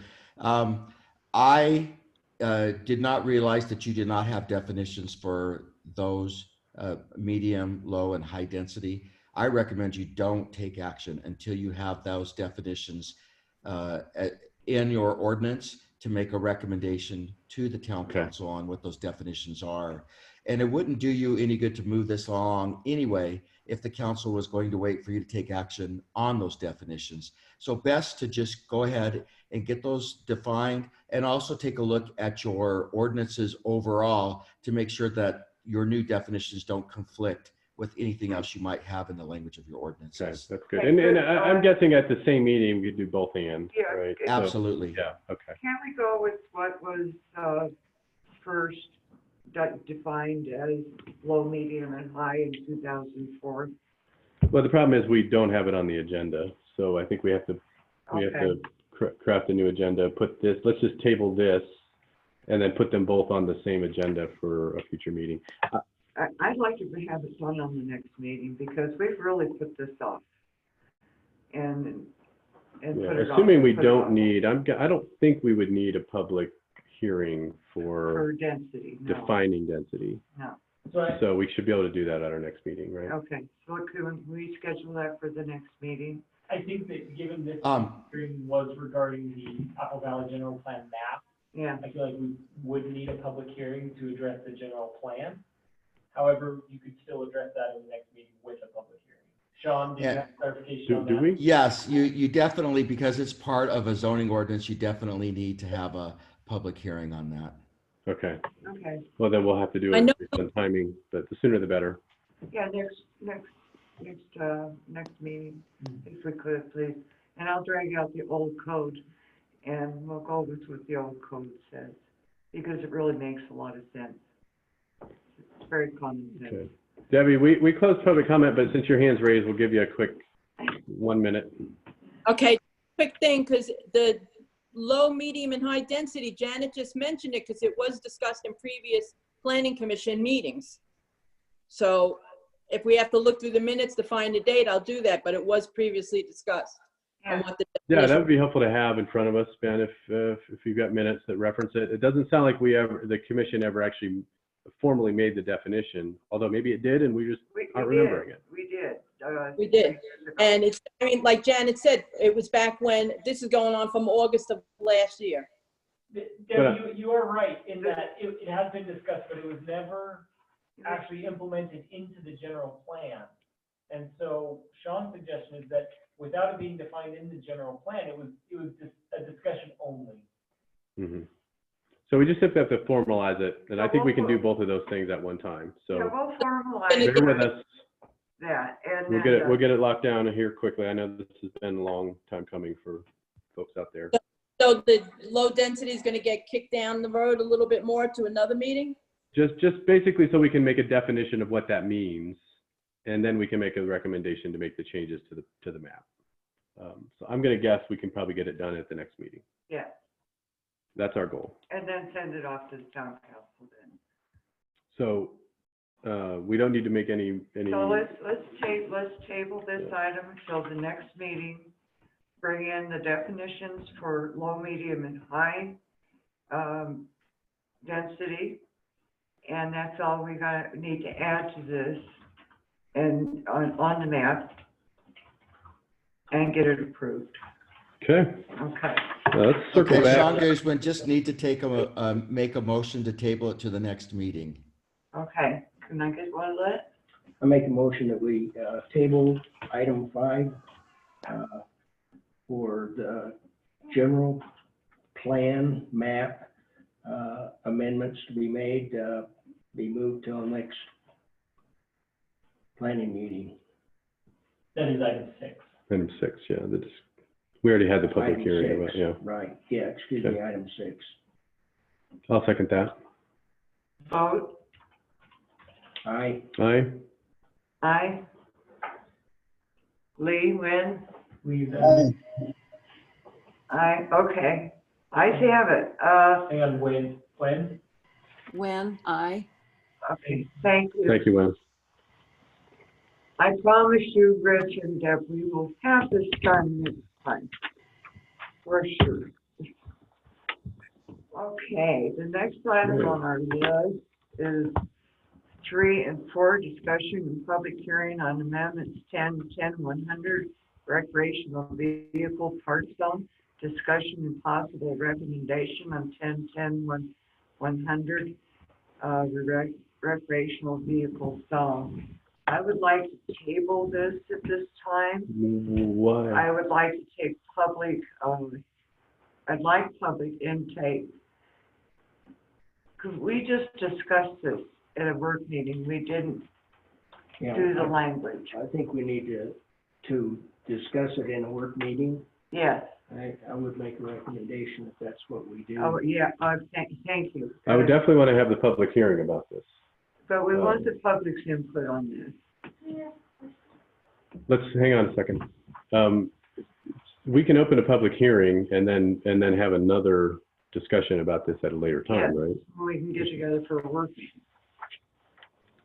But we can also have discussion here. Yeah. I'm just confused as to why we would not have that discussion here.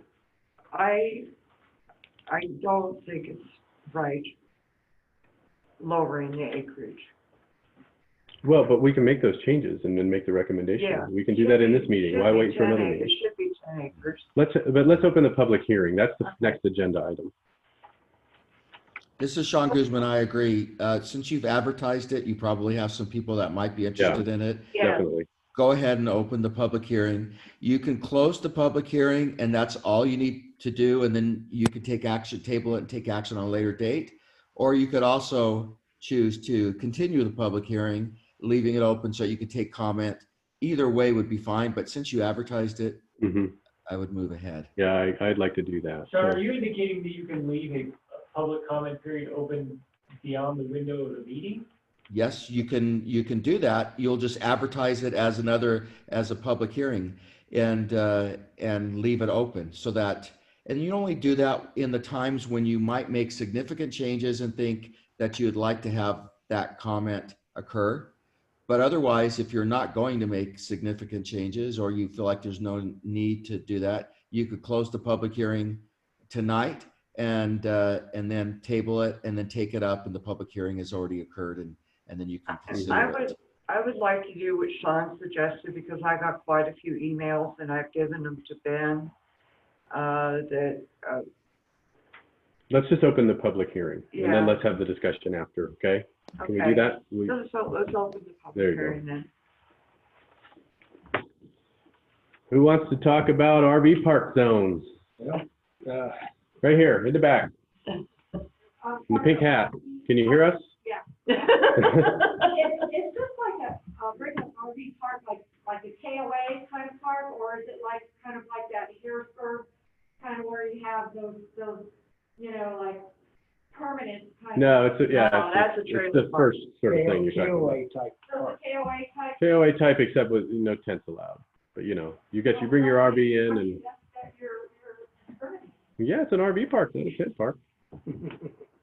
All right. We have a Gordon's with a physical hand raised. Okay. I'll go ahead and unmute them. You're unmuted. Oh, can you hear me? Yeah. Okay. Nice glasses, by the way. I like those. Oh, reading glasses, I'm hitting 50 this year, so. So I wrote a letter and I'm hoping I just can read it quickly here to you. I think I'll be most comfortable with that. Is that Yeah, please. okay? So my name's Suzanne Gordon and I'm speaking on behalf of myself and my husband, Joey Gordon, and my 2 children as well.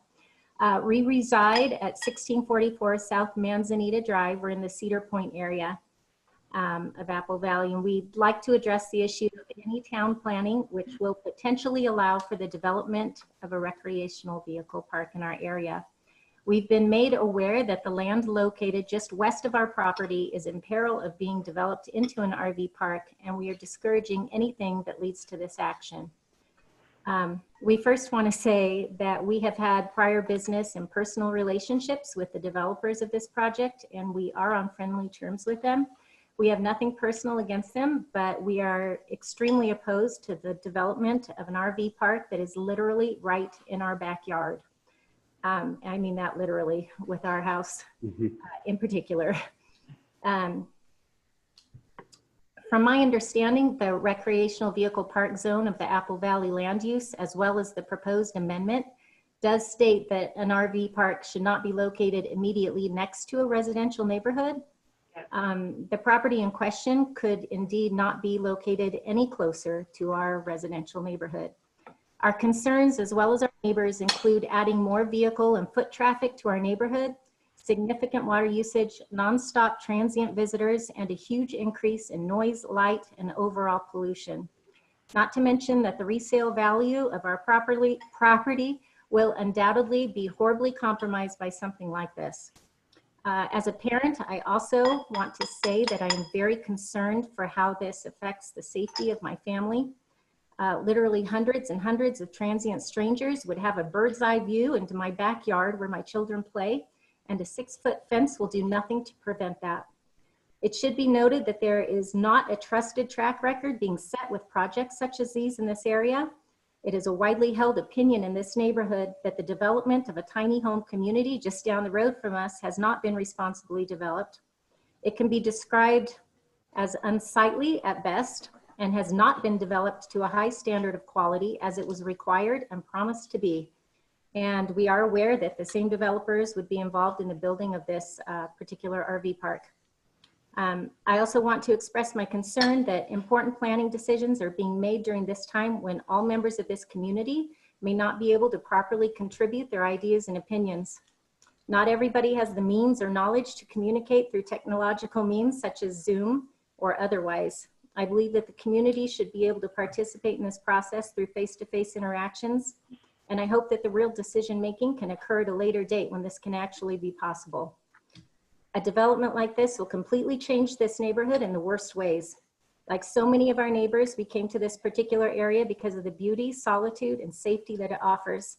It's a very special place, and we intend to fight to keep it that way. We urge you as planners, with all of our best interests in mind, to do whatever it takes to preserve this area as it currently is. We can't stress how strongly we encourage the members and leaders of this community to fight for and ultimately stop this unwanted and unethical project from being able to move forward. Thank you. What was your name Thank again? you. That's Suzanne. Suzanne. Suzanne, I appreciate those comments, and that does remind me, Russ, you're next. I do want to make clear that what we're discussing here is potential changes to the recreational vehicle park zone. We're not discussing any particular, nor do we even have any specific RV park applications in front of us. I understand. So just so we're clear, but I understand your personal perspective. An amendment, we're interested in an amendment that's going to protect that from happening, because as I understand it, that is the threat of what will be happening. I know, and I understand that it's about the amendment to the zoning. If there are, I think online we published the amendment, right? So everybody has that. So on A, on the third I know it's paragraph. going to be difficult, but try to if we can, make your comments relevant to the amendment itself. If there are suggestions, for example, Suzanne, since you're still on the line there, do you have any suggestions about how to, my suggestion, any potential changes to the amendment itself? I'm relatively new to the issue, but my suggestion is that you, as the planning committee, do everything that you can do to keep this, something like this from happening. That's my recommendation, my expectation. Okay, but you don't have anything specific about the language in the amendment to address? Nothing under 10. Well, like I said, it's a relatively new issue for me to explore. Okay. Gotcha. But you, as the planning committee, I'm hoping will protect us from something specific like that happening. Gotcha.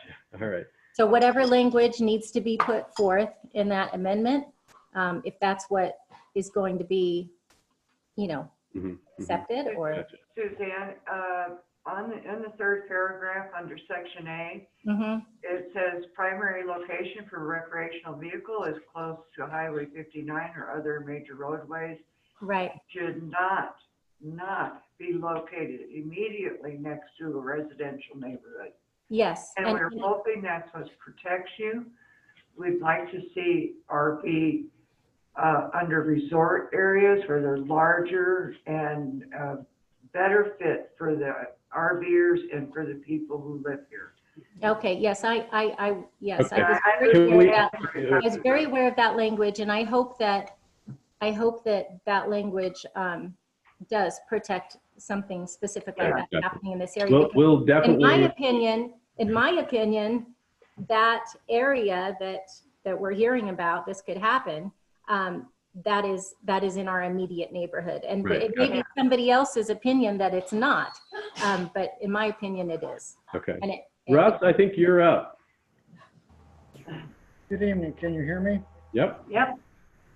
Thank you for the opportunity to provide input regarding the RV Park Ordinance 10.10.100. RV parks are incompatible with residential subdivisions.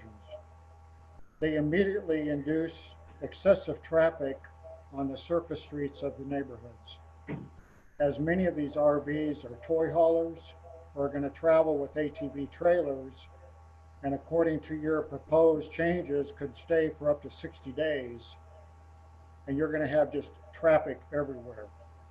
Over time, RV parks tend to become dilapidated, resulting in decreased property values for the adjoining residential subdivisions.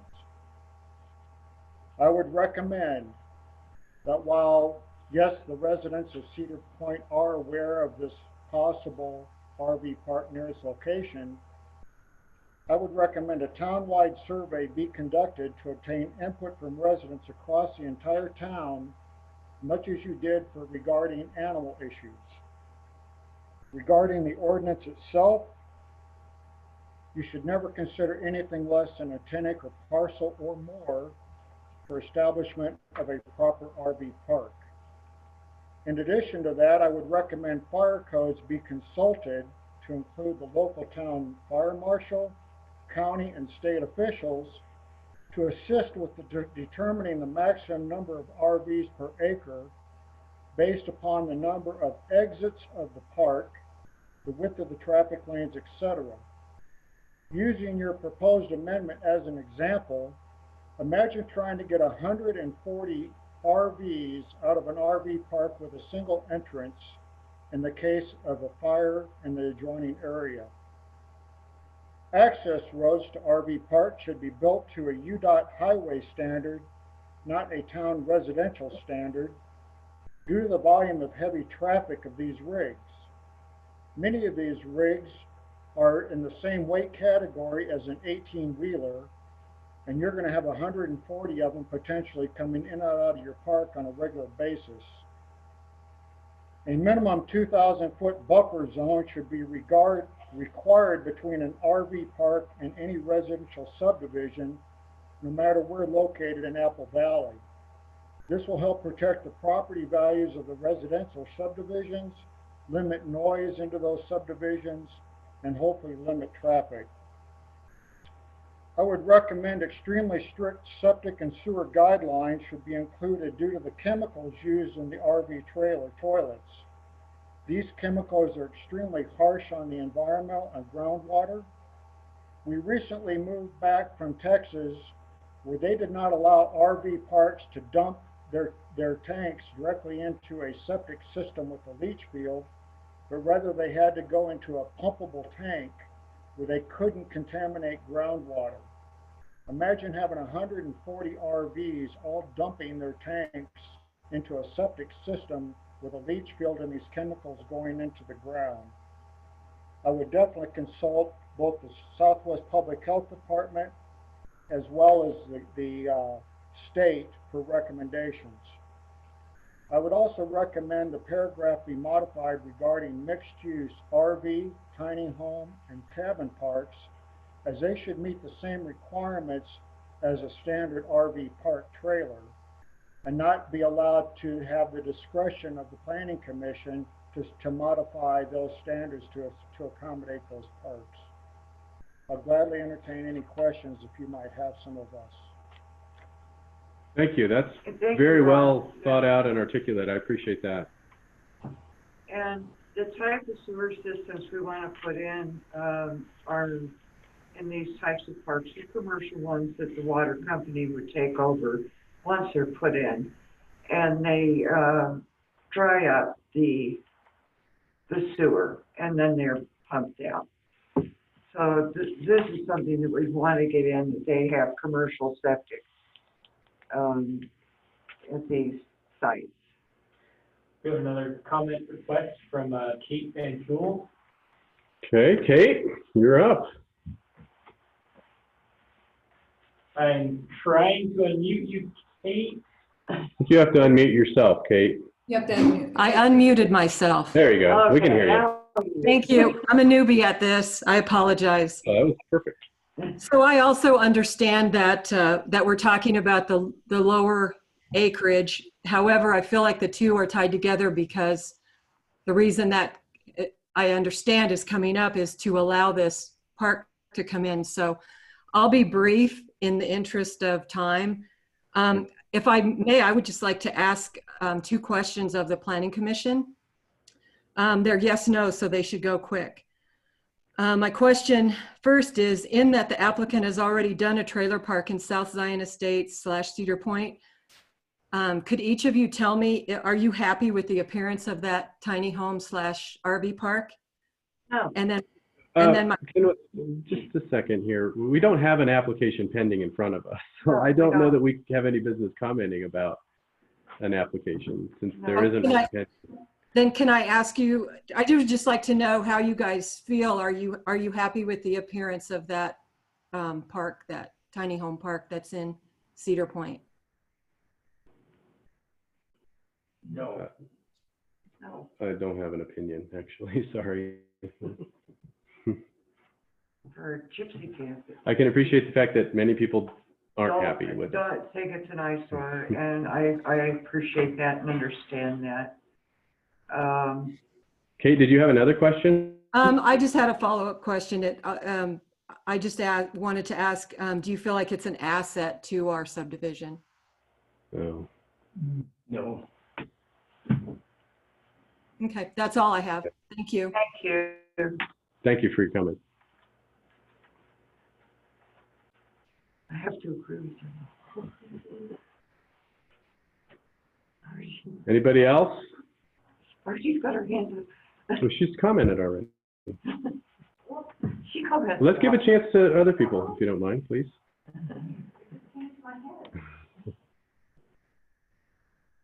And Does anybody else out of Cedar Point have a comment? and it doesn't have to be just Cedar Point. Let's be clear, we do Yeah. not have an application pending in front of the Planning Commission. No. Let me clarify myself here a little bit on this 8-acre change. I don't know don't, why my video is not working. I don't feel like we want to get huge trailer parks in our area. I think Russ's comment on, trying to move 150 trailers out of a lot would be very hard to do. I was trying to scale it down to a smaller size and not get over 15 acres as maximum. When you get over 150 units, you get traffic galore. And, the other comments on the area where something like this could be put in, definitely residential is a problem. Sure, I agree. Especially when you're looking at a roundabout that is right at the entrance of that Yeah, whole thing. I agree. It doesn't make sense. I agree. I agree. All right, you had a comment? Yeah, I was just wondering why in this amendment you were making it 8 acres versus the 10 acres. And I think, yeah, that was what Jerry just. That's just something that. Thank you. And that's what I was just talking about, is trying to keep the whole thing smaller than saying 10 to 50 acres, and somebody wants to put in a 50-acre one and have 3,000 trailers there. Well, if you did something larger, then you could do more like a park that would have 3 or 4 entrances. That's And right. then have a lane to drive up to, and then have a clubhouse, a pool, showers, and all that, have an RV. We're still in the resort. public comment. Let's get that out of the way. Comment from the cops, Yeah, From the cops? Paul. Debbie or Rich. Oh. Yeah, hi, this is Rich. Rich Cobb. Hey. I think the thought at the time was to keep the parcels larger. This way we don't have, say, 20, 30 small RV parks and try and consolidate them into one good area where traffic and distance to residential area wouldn't be a problem. I agree with what Russell had said, that we seem to have surveys for everything out here to try and see what the public's mindset is. I mean, we all realize that it's zoned as commercial, we all came in here with that thought, but, you know, we would like if we could possibly control what would go into that section over there. And I think the public's input would be beneficial to the town's thinking. All right. This is why I think this should be tabled. Thank you. I'd like to at least to have a chance for us to have discussion. Alan? Yeah. Can I speak? Yeah, please. When? Tish Lisenby. Oh, Tish. I'm sorry. I was looking at, there you go. That's okay. I can't see you. So in section E as in elephant, number 8, you talk about park models. Those are permanent fixtures. I suggest we don't have park models in an RV resort. Number 9 talks about privacy fence or wall. Oh, no, wait a second. Town standards. Need to change the verbiage to that. Wait, I want to go back to your first one. As I read this, we mean park On model. F3, you're talking about curb and gutter. Oh. Inside an RV park. I question whether that's necessary. No. Blacktop Okay. only would be maybe more efficient and more practical. Because curb and gutter is going to have the water going where? That's what I said before was. F7, the stay for 7 days, and then they can't return until 30 days later. An example would be somebody stays here, goes to Zion's, packs up, leaves, goes to Grand Canyon, comes back. Now they can't come back for 30 days. That just, it's a little fuzzy. No, I think you got to, the way it reads is F9 you can stay for a has a maximum. temporary parking area for 12 feet. Most RVs and trailers are a whole lot bigger than 12 feet. So No, that needs again, to be that's just changed the way to do the math, appropriately. Tish. Consider a 38-foot fifth wheel and a 14-foot truck. You're going to need a little more than 12 feet. So can you hear me, Tish, or not? Otherwise, they're going to be parked out in the Apparently not. street. Can't hear. Can you not hear me? And then Tish? G talks about a subdivision. I'm not sure where that comes in. Tish, can you hear us? All right. Let her get out. And hopefully RV parks are not going to be a subdivision. Right. And that is anybody my else? input. Thank Okay, you. Thank you, Tish, even though you can't hear us. Does anybody else have any input on this at this time? Because we're still going to work on this. Oh, looks like Galen's iPhone has a comment. Okay, Galen. Yes, I do. I would just like to support what Russ said about having at least 2 entrances for safety, and I believe that you should specify a distance that such a park should exist from a residential area. Mm-hmm. Great comment. Thank you for that. Thank you. Yeah, this was taken from a work meeting, and I don't think it was completely, there's not a consensus among the members. We didn't do a work meeting on this. Yeah, we we did. did. I wasn't This there. was, this was your fault. Yeah, maybe we cut it here. Well, March 11th, we did this. Anybody else have public comment? If not, I'm going to close the public comment. All right. Okay. If you don't mind, we still have one phone caller in. I'm just going to okay. unmute. 1996 phone number. Do you have any public comments on this issue?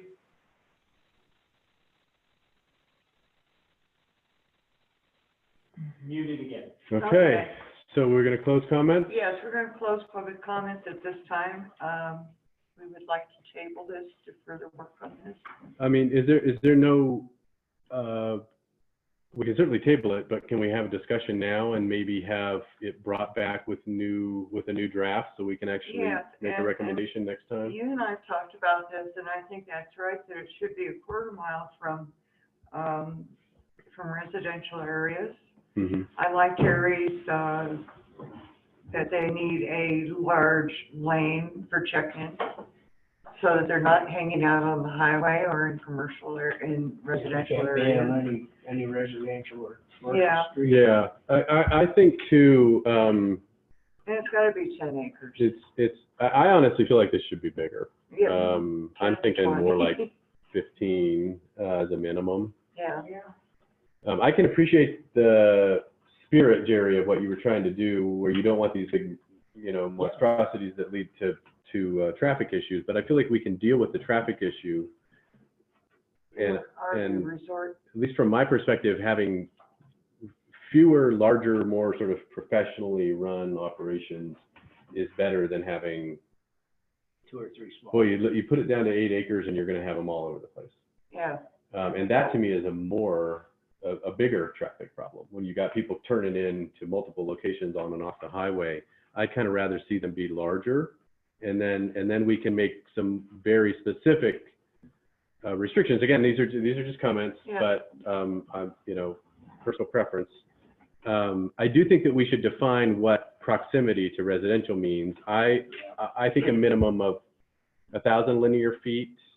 Somebody suggested 2,000. I think that's open to debate, but I don't think that it feels like anything less than about 1,000 feet or so. What's that? That's around that's a little bit under a quarter mile. That you're imagine that you're 500 feet from a residential area and it's check-in time, and now you've got RVs blocking your entrance into your development. That just doesn't strike me as reasonable. And they have to have enough room allocated on their property to handle about 25% of their total number of vehicles. Checking in and out. Checking in and Yeah, out I agree. at any Yeah, time. yeah, I agree with that. So 8 acres just is not gonna work. Yeah, I think I can appreciate the spirit of what you're trying to do there, but I feel like, we have an opportunity here, since we don't have these yet, to make sure that when we do, We have nice they're ones. good quality. They're good quality. And that they don't have a negative effect on the quality of life, particularly related to traffic. And of course, if you happen to live in close proximity to one, then having 1,000 or 2,000 feet buffer is probably reasonable.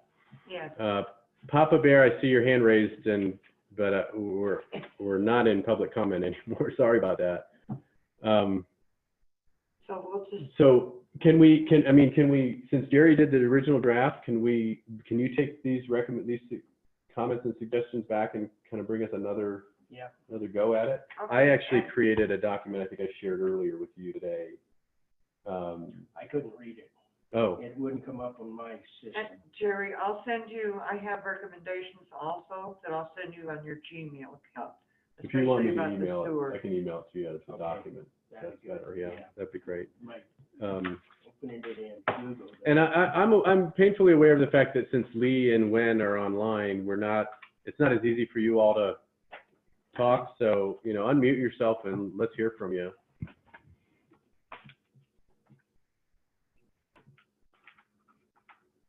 Alan? Right? Yep, we got you. Yep. Yeah, I pretty much agree with what you've been talking about. I just comments I had was on the curb and gutter. I agree with Mitch. He's kind of going to think where that water moves off the property. Can you talk right into the microphone? We're sort of catching every other word here. Yeah, I wonder if I knew where it was. It'll be really nice so we can all get together again.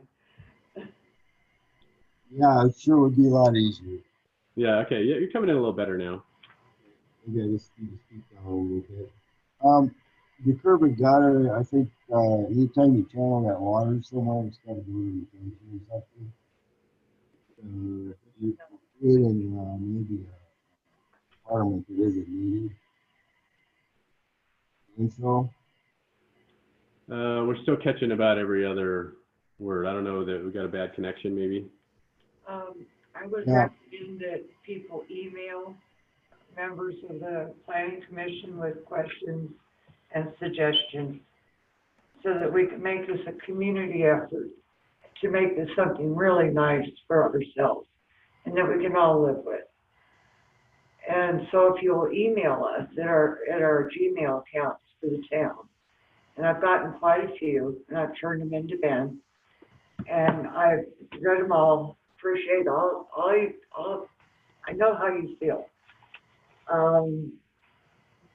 And we need to work on this, and commercial septic, I think, is something we need to work on, so it doesn't go into the groundwater.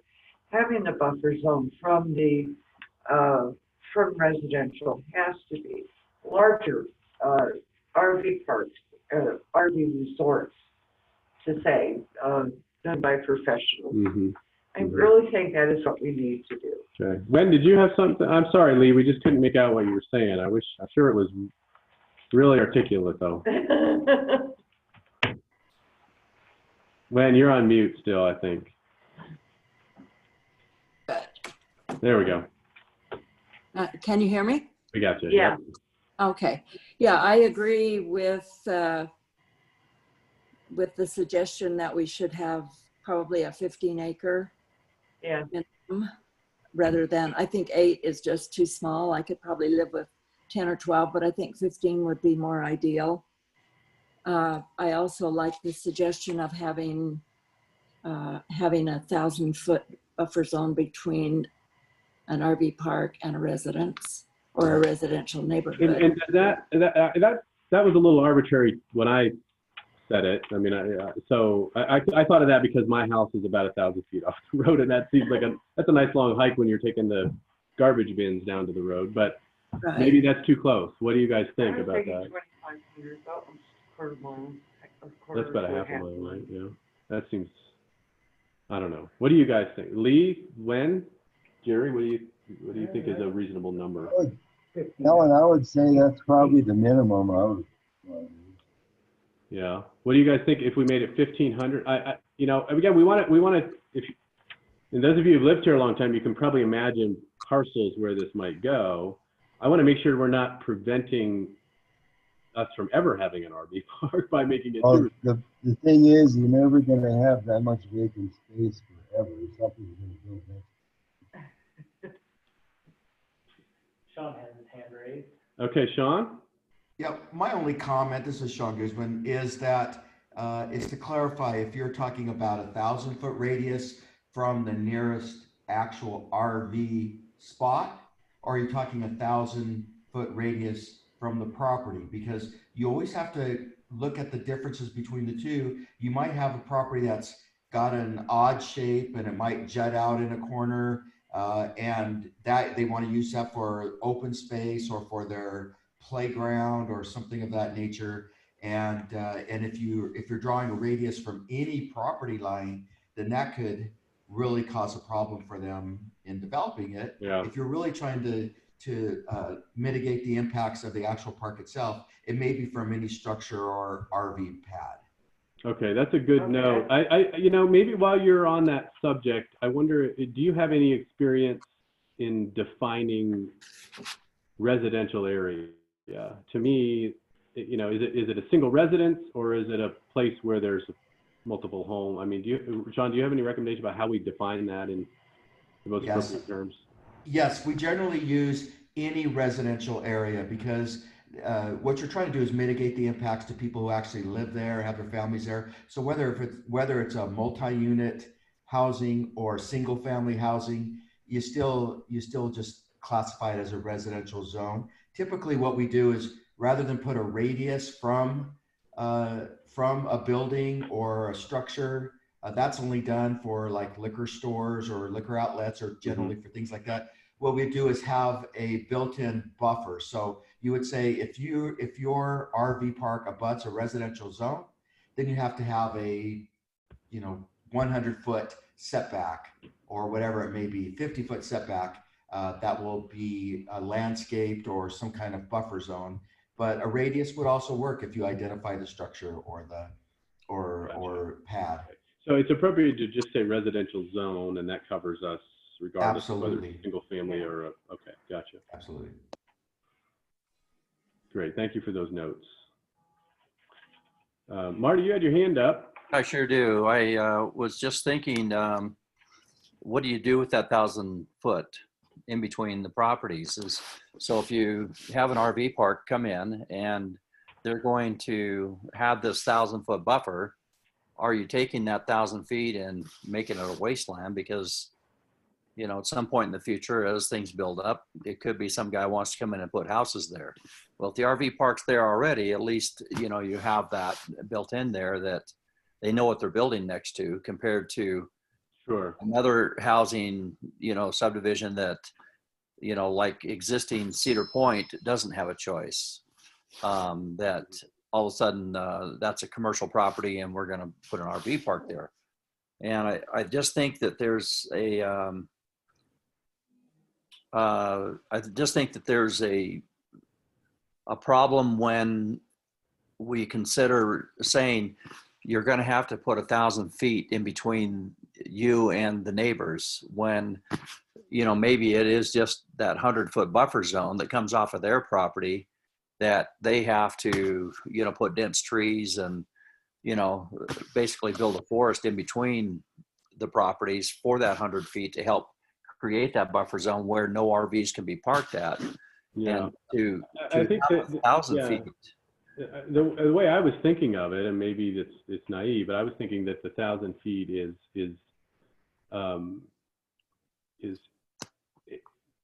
either area that's currently undeveloped or it's included in the acreage of the park itself. Now, if it's included in the acreage of the park itself, then we're covered based on what you just said. But if it's undeveloped already, that sort of solves its own problem, because if after a park's there, somebody wants to build there, They know it. they know it, right? That's not a problem for us. But mostly it's going to be commercial next to them. It's not going to be residential. It's going to be in an area that we're basically looking at commercial type property anyway. And if somebody wants to build a convenience store next to it. Mm-hmm.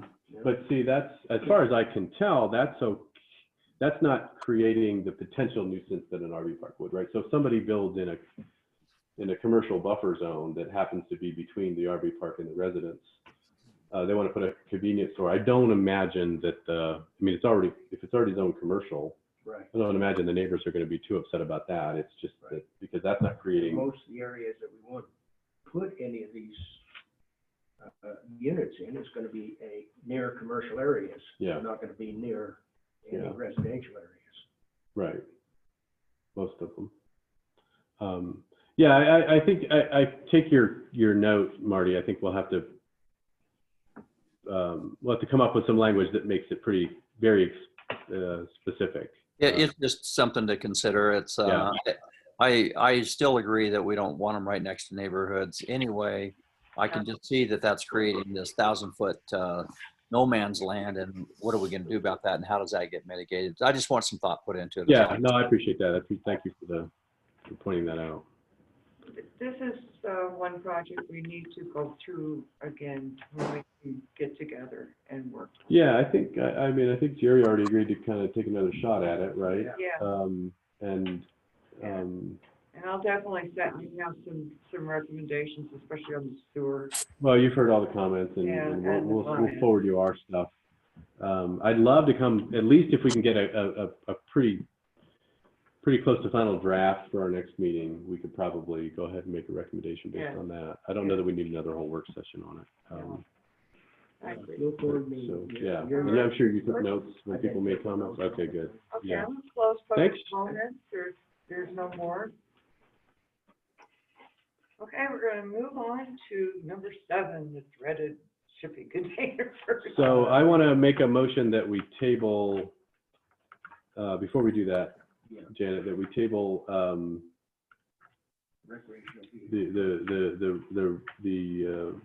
10.10.100 recommendation for a future meeting. Second, yeah, I agree. Can we have a vote on that, please? Aye. Aye. Aye. When? Aye.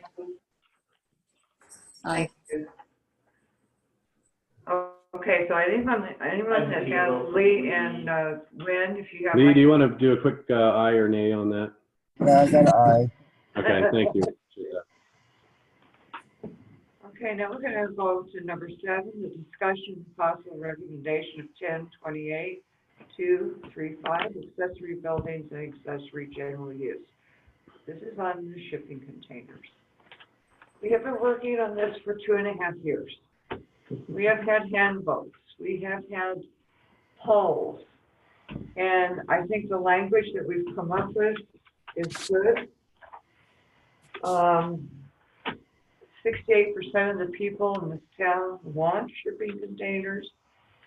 I do not feel that I want to change that they are not necessarily painted the same as the house, because some houses are painted very bright.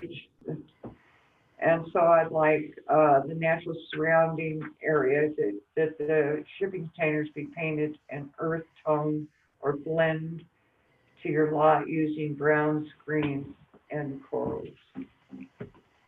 But other than that, this has been a thorn in the planning commission side for 2.5 years. Mhm. It needs to go. I have a few suggestions. Yes. You know, the language is pretty good, pretty clear. I think that I do agree with making that it makes sense to be a little bit more specific about color. Yeah. You know, the way the language reads now, you could plant purple flowers in your garden and then say, hey, that No. matches the surrounding area, so I'm going to paint it Brown, purple. You can't do it. You go up to Um, Richard's Cobb's place, new place. They got 2 big ones there. You can't even see them Yeah. because they're nice dark greens. So it also occurred to me that we have language in, I think it's earlier in this ordinance already, right? 10.050 Yeah. that references how close together accessory buildings can be. Yes. I'd like to add that in to just make a reference here that wherever appropriate to put this in, that the shipping containers should be subject to that same. SABLU 10-25. No, 10-10.050 EB. B3. So Doesn't item H make that statement, accessory building shall comply with requirements of adopting building code? Is that which one? H, item H under? Item H. I don't have an H. I have a. I don't have H either. So the. Oh wait, I'm looking at the wrong one. Chapter 28, section 230, where H says accessory buildings shall comply with the requirements of the adopted building code as applicable. I think for clarity, it would be a good idea because shipping containers are almost being treated uniquely in this scenario. Yeah. So we're Like creating a new code, accessory. so it would be a good idea to. I just think it'd be nice to reference that accessory building code, because what we don't want to have, I think the spirit of this is people want to be able to use them for a variety of purposes, but mostly storage, right? Yeah. But what we don't want to have is people lining them up end to end and making fencing and that kind of Not stuff. being used as barriers, not being used as fences. That's So if we can add that and it specifically references containers located in RE zones. So, and then you know, I had made a similar observation to you that rather than having them sort of being open subjectively to interpretation relative to color, we might want to make some more strong language that suggests They have to blend. if you've got a pink Sure. house, we don't want your shipping container colored pink. No, that's why I suggested that we take out or as primary residence structure, strike that and put in earth tones, examples, greens, browns, and corals, or blending colors. Because I think that's a pretty strong definition. Mm-hmm. Like you could have one out at your house and you could do it a brown and I wouldn't see it from my place, you know, Mm-hmm. because it would just blend in. But if I painted it the color of my house, it would look fine. Yeah, it would. So, But your house isn't bright yellow. but what I'm saying is, the language I came up with was that it says with containers must be painted to match the primary residential structure, or in cases where the primary residential structure is a vivid color, Yeah. the container must be painted an earth tone containing the color brown. Okay, I'll agree with that. Okay. I'll agree with that. And on number 3, I had people that were concerned about shipping containers being used as primary residence. I sent some examples to been on what these places look like Mhm. now. And I made a suggested change for that covers it, I think. I'd like to strike number 3 altogether. Because I don't think we have any business discussing residential use in a code that's really designed to For talk about shipping storage. containers, about storage. Yeah, Okay. that should be, strictly under a code. But what we could do is say, add an item D that says something like, unless approved by the Community Commission and accompanied by all the required materials, Yeah. shipping containers may structural not drawing. be used as living Ben, space. you got the Can I picture? get my comment out? Sorry, but I was in the middle of a sentence. Okay, I'm sorry. What I'm suggesting is that unless we add an item D that says, unless approved by the Planning Commission and accompanied by stamped engineering drawings and other submittals as required by town staff and building inspectors, comma, shipping containers may not be used as living space. Okay. That makes it clear that does you're not make it going to clear. put a storage unit and live in it. Yeah. That we address the whole other building a residence on Yeah, it how did- separately. how Does that did sound you- good? We've got, How where's the last to that?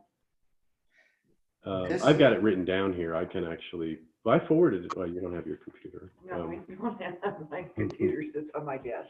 Okay. that, Forward it to me, and I sent some pictures to Ben as to what they actually look like, and they're quite nice.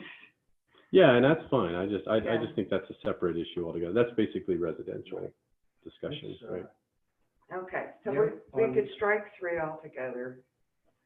But, item A3. A3, Yeah, that open-end deal on 5 acres or more, non-restricted, I would like that to say 1 per acre. 1 per acre? Yeah, if we give an open end on that, that again does what, just 20 or 40 footer. Yeah, I was trying to remember why we left that so open. We had the discussion. Yes, we did. And we all seemed to agree on it. And then Yeah. later I'm going, do we really want to just leave it? No. No, so here's I think now I'm running, as I was saying, I think I'm remembering why. Because we basically said the limits are baked into the setbacks and the degree to which you can't put Yeah. them in close proximity to Yeah. each other. So your limits are baked in, even though we're not setting a number limit, right? Because you can only have so many if you're following the appropriate setbacks and you're not stacking them end to end. You have to be no closer than 10 feet from each other. right. That's an awful lot on 5 acre piece of property. Well, I suppose it is, but I mean, how do we decide what's too many? That's the thing. If I sort of felt like the setbacks would determine it for us, but maybe we want to make a limit. I don't know. Yeah, I don't know. Can I make a comment? This is Sean. Yeah, Sean. I'm sorry, I've had my hand raised. So if I'm backtracking, I apologize. But this is Sean Guzman for the record. The state laws have been changed significantly over the last few years to take away that subjectivity that we're discussing tonight. For example, I don't know what a vibrant color is, but without it being defined in the code as a color, it's going to make it very difficult to enforce. What is really the easiest is to go back to your primary structure. And I understand the comment that says somebody can have an ugly color for their home, but that's true. And if your primary structure is a color that someone doesn't like, the fact that your storage unit or accessory building matches that color doesn't really do any more harm. But what it does do is it takes away that subjectivity that someone on staff may just say, I don't like that color, I think it's vibrant, where other people don't think it's vibrant. And then a court has to decide what's vibrant and what isn't. So those are the things that we want to avoid in the ordinance. Some of the subjectivity on staff deciding on the residential end also is something you want to avoid. You'd simply say that if they were going to use it as a residence, then it has to meet all building codes, applicable building codes, and leave it at that. And and the last comment was also very good on the open-ended, the number of units, because if the whole goal here is to allow someone to be able to use it for storage, and someone has 20 acres, if they have 20 of these on their property, then you have to ask yourself, what are they using that property for? Is it a business? You know, are they doing storage units? And just decided that I've got 20 acres sitting here, so it's a way to make some money. And I think that you probably do need to identify what the maximum you would allow on a site, because you really are talking, it sounds to me like just an accessory building to a residence where everybody has their junk, they want to get out of their garage, and that's what your primary goal is, if that's what it is. Yeah. Okay. Okay, thank you, Sean. Yeah, thanks for that. We definitely don't want to, yeah, I'm not gonna tell we somebody. definitely don't want to be vague. We can No, help we it. don't. Somebody puts So we leave it the way it was. 10 of That them is- if they put 10 on an acre and turn them into storage units and start renting them out. No, we, No, what I'm hearing you say, Sean, I think, is that we should place an upper limit. Yes, you are. Otherwise, we're just opening ourselves up to yes. further problems. So Correct. And it sounds like from what I'm understanding and from what I'm reading is you're really talking about using these for just an accessory storage to your main dwelling, where you put your bikes and your lawnmowers and your toy haulers, or I guess it's too small for a toy hauler, but you put in those odds and ends that you just want to get out of your garage. It isn't intended to be, you know, a very large number of storage units there. Mm-hmm. Okay, so like on 20 acres, it's 4 or 5. 4 would probably be sufficient for 40 footers. Because that would fill in with your setbacks.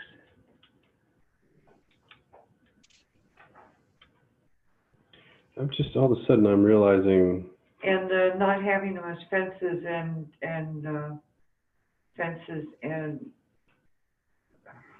aren't in here either. Sounds like we have quite a few changes, kind of that, Alan, maybe you should head up the rewording. yeah, I suppose I can make another shot at it. I was hoping it would be easy and we could make them here, but I think maybe we should take another shot at it, and I can bring it back next time. Because there's things missing. They shouldn't be used as barriers. They shouldn't be used as fences. And people have done that, and they don't paint them, and they look terrible. Well, the setbacks would prevent, That's not in here, so. And then I'd like to see in there. Debbie Kopp had a comment, she wanted to make for the record that, to clarify, they have 1, not 2. So 1 is a shed. Oh, I love theirs. Theirs is beauty. You can't even tell that they're there. All right, I'll make another attempt at the language to get rid of some of the vagaries. And what do you guys think about the total limit? Should we just set an upper limit regardless of lot size?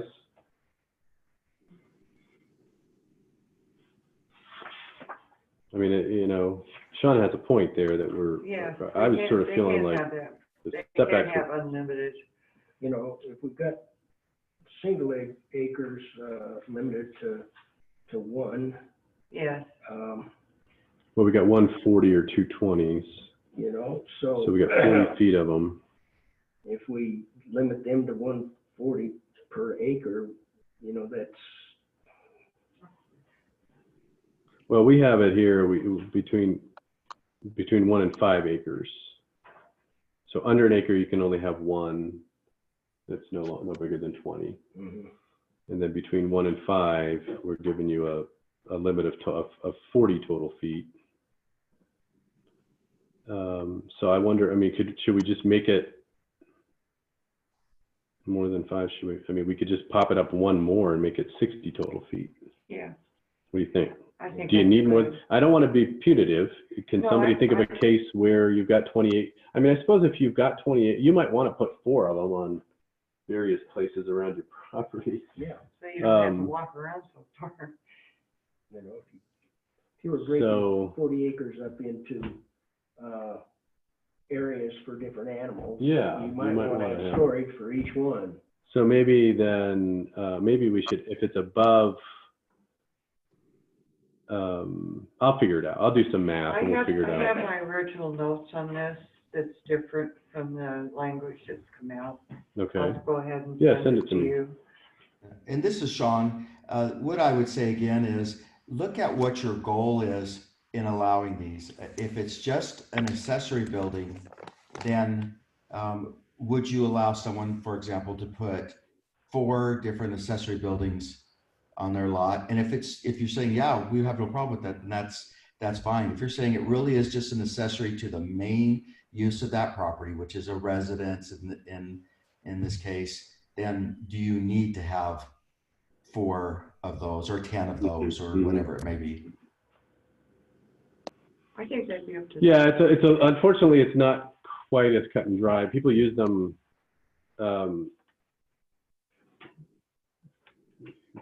people would use them for a variety of purposes.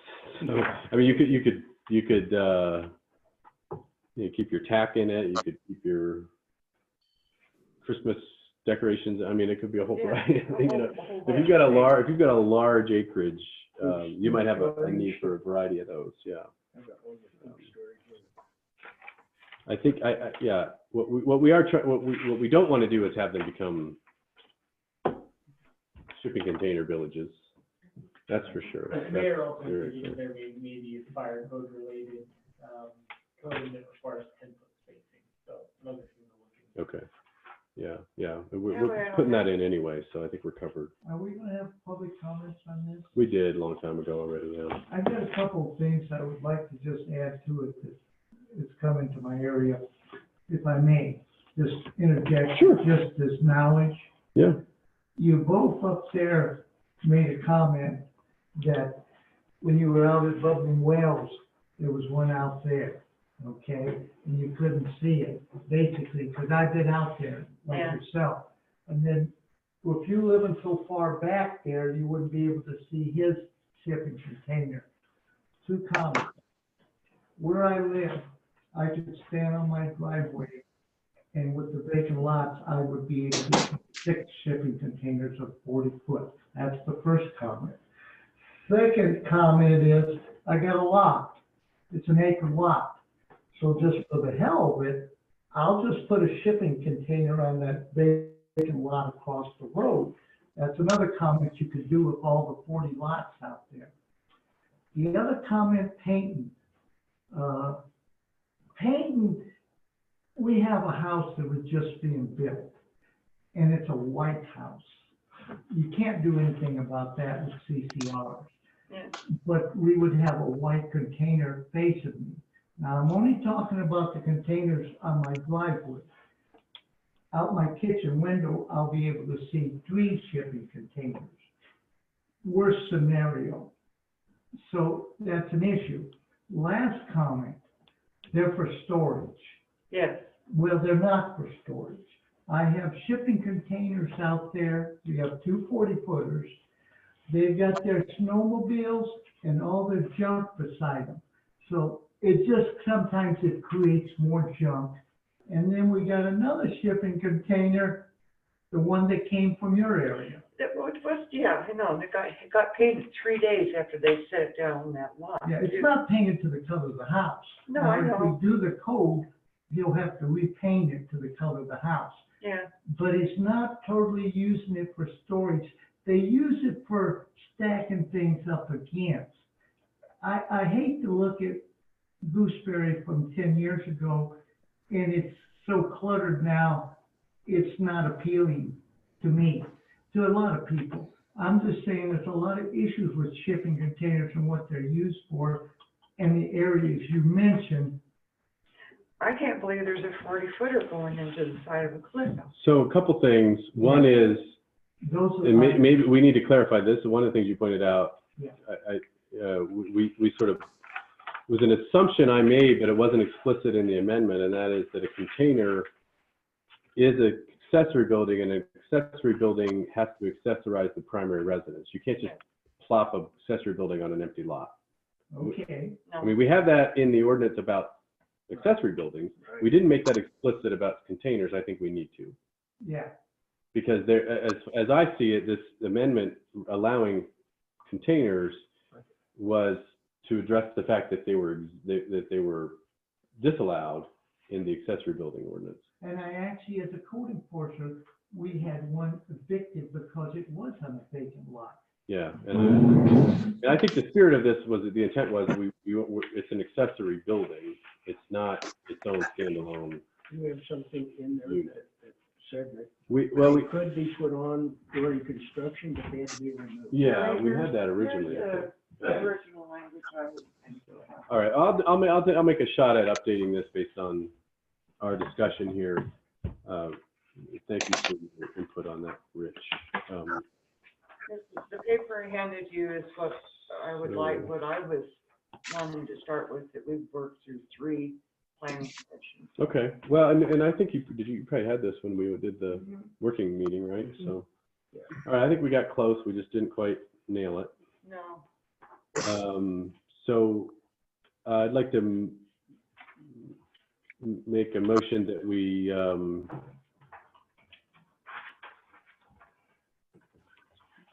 not make a recommendation today, but we table this until the next meeting where we can look at updated language. Okay, I second that. Can we have a vote, please? Aye. Aye. Aye. Aye. Aye. Thank you. So I think all we have to do now is approve some minutes, right? Yes. And I didn't find any problems. And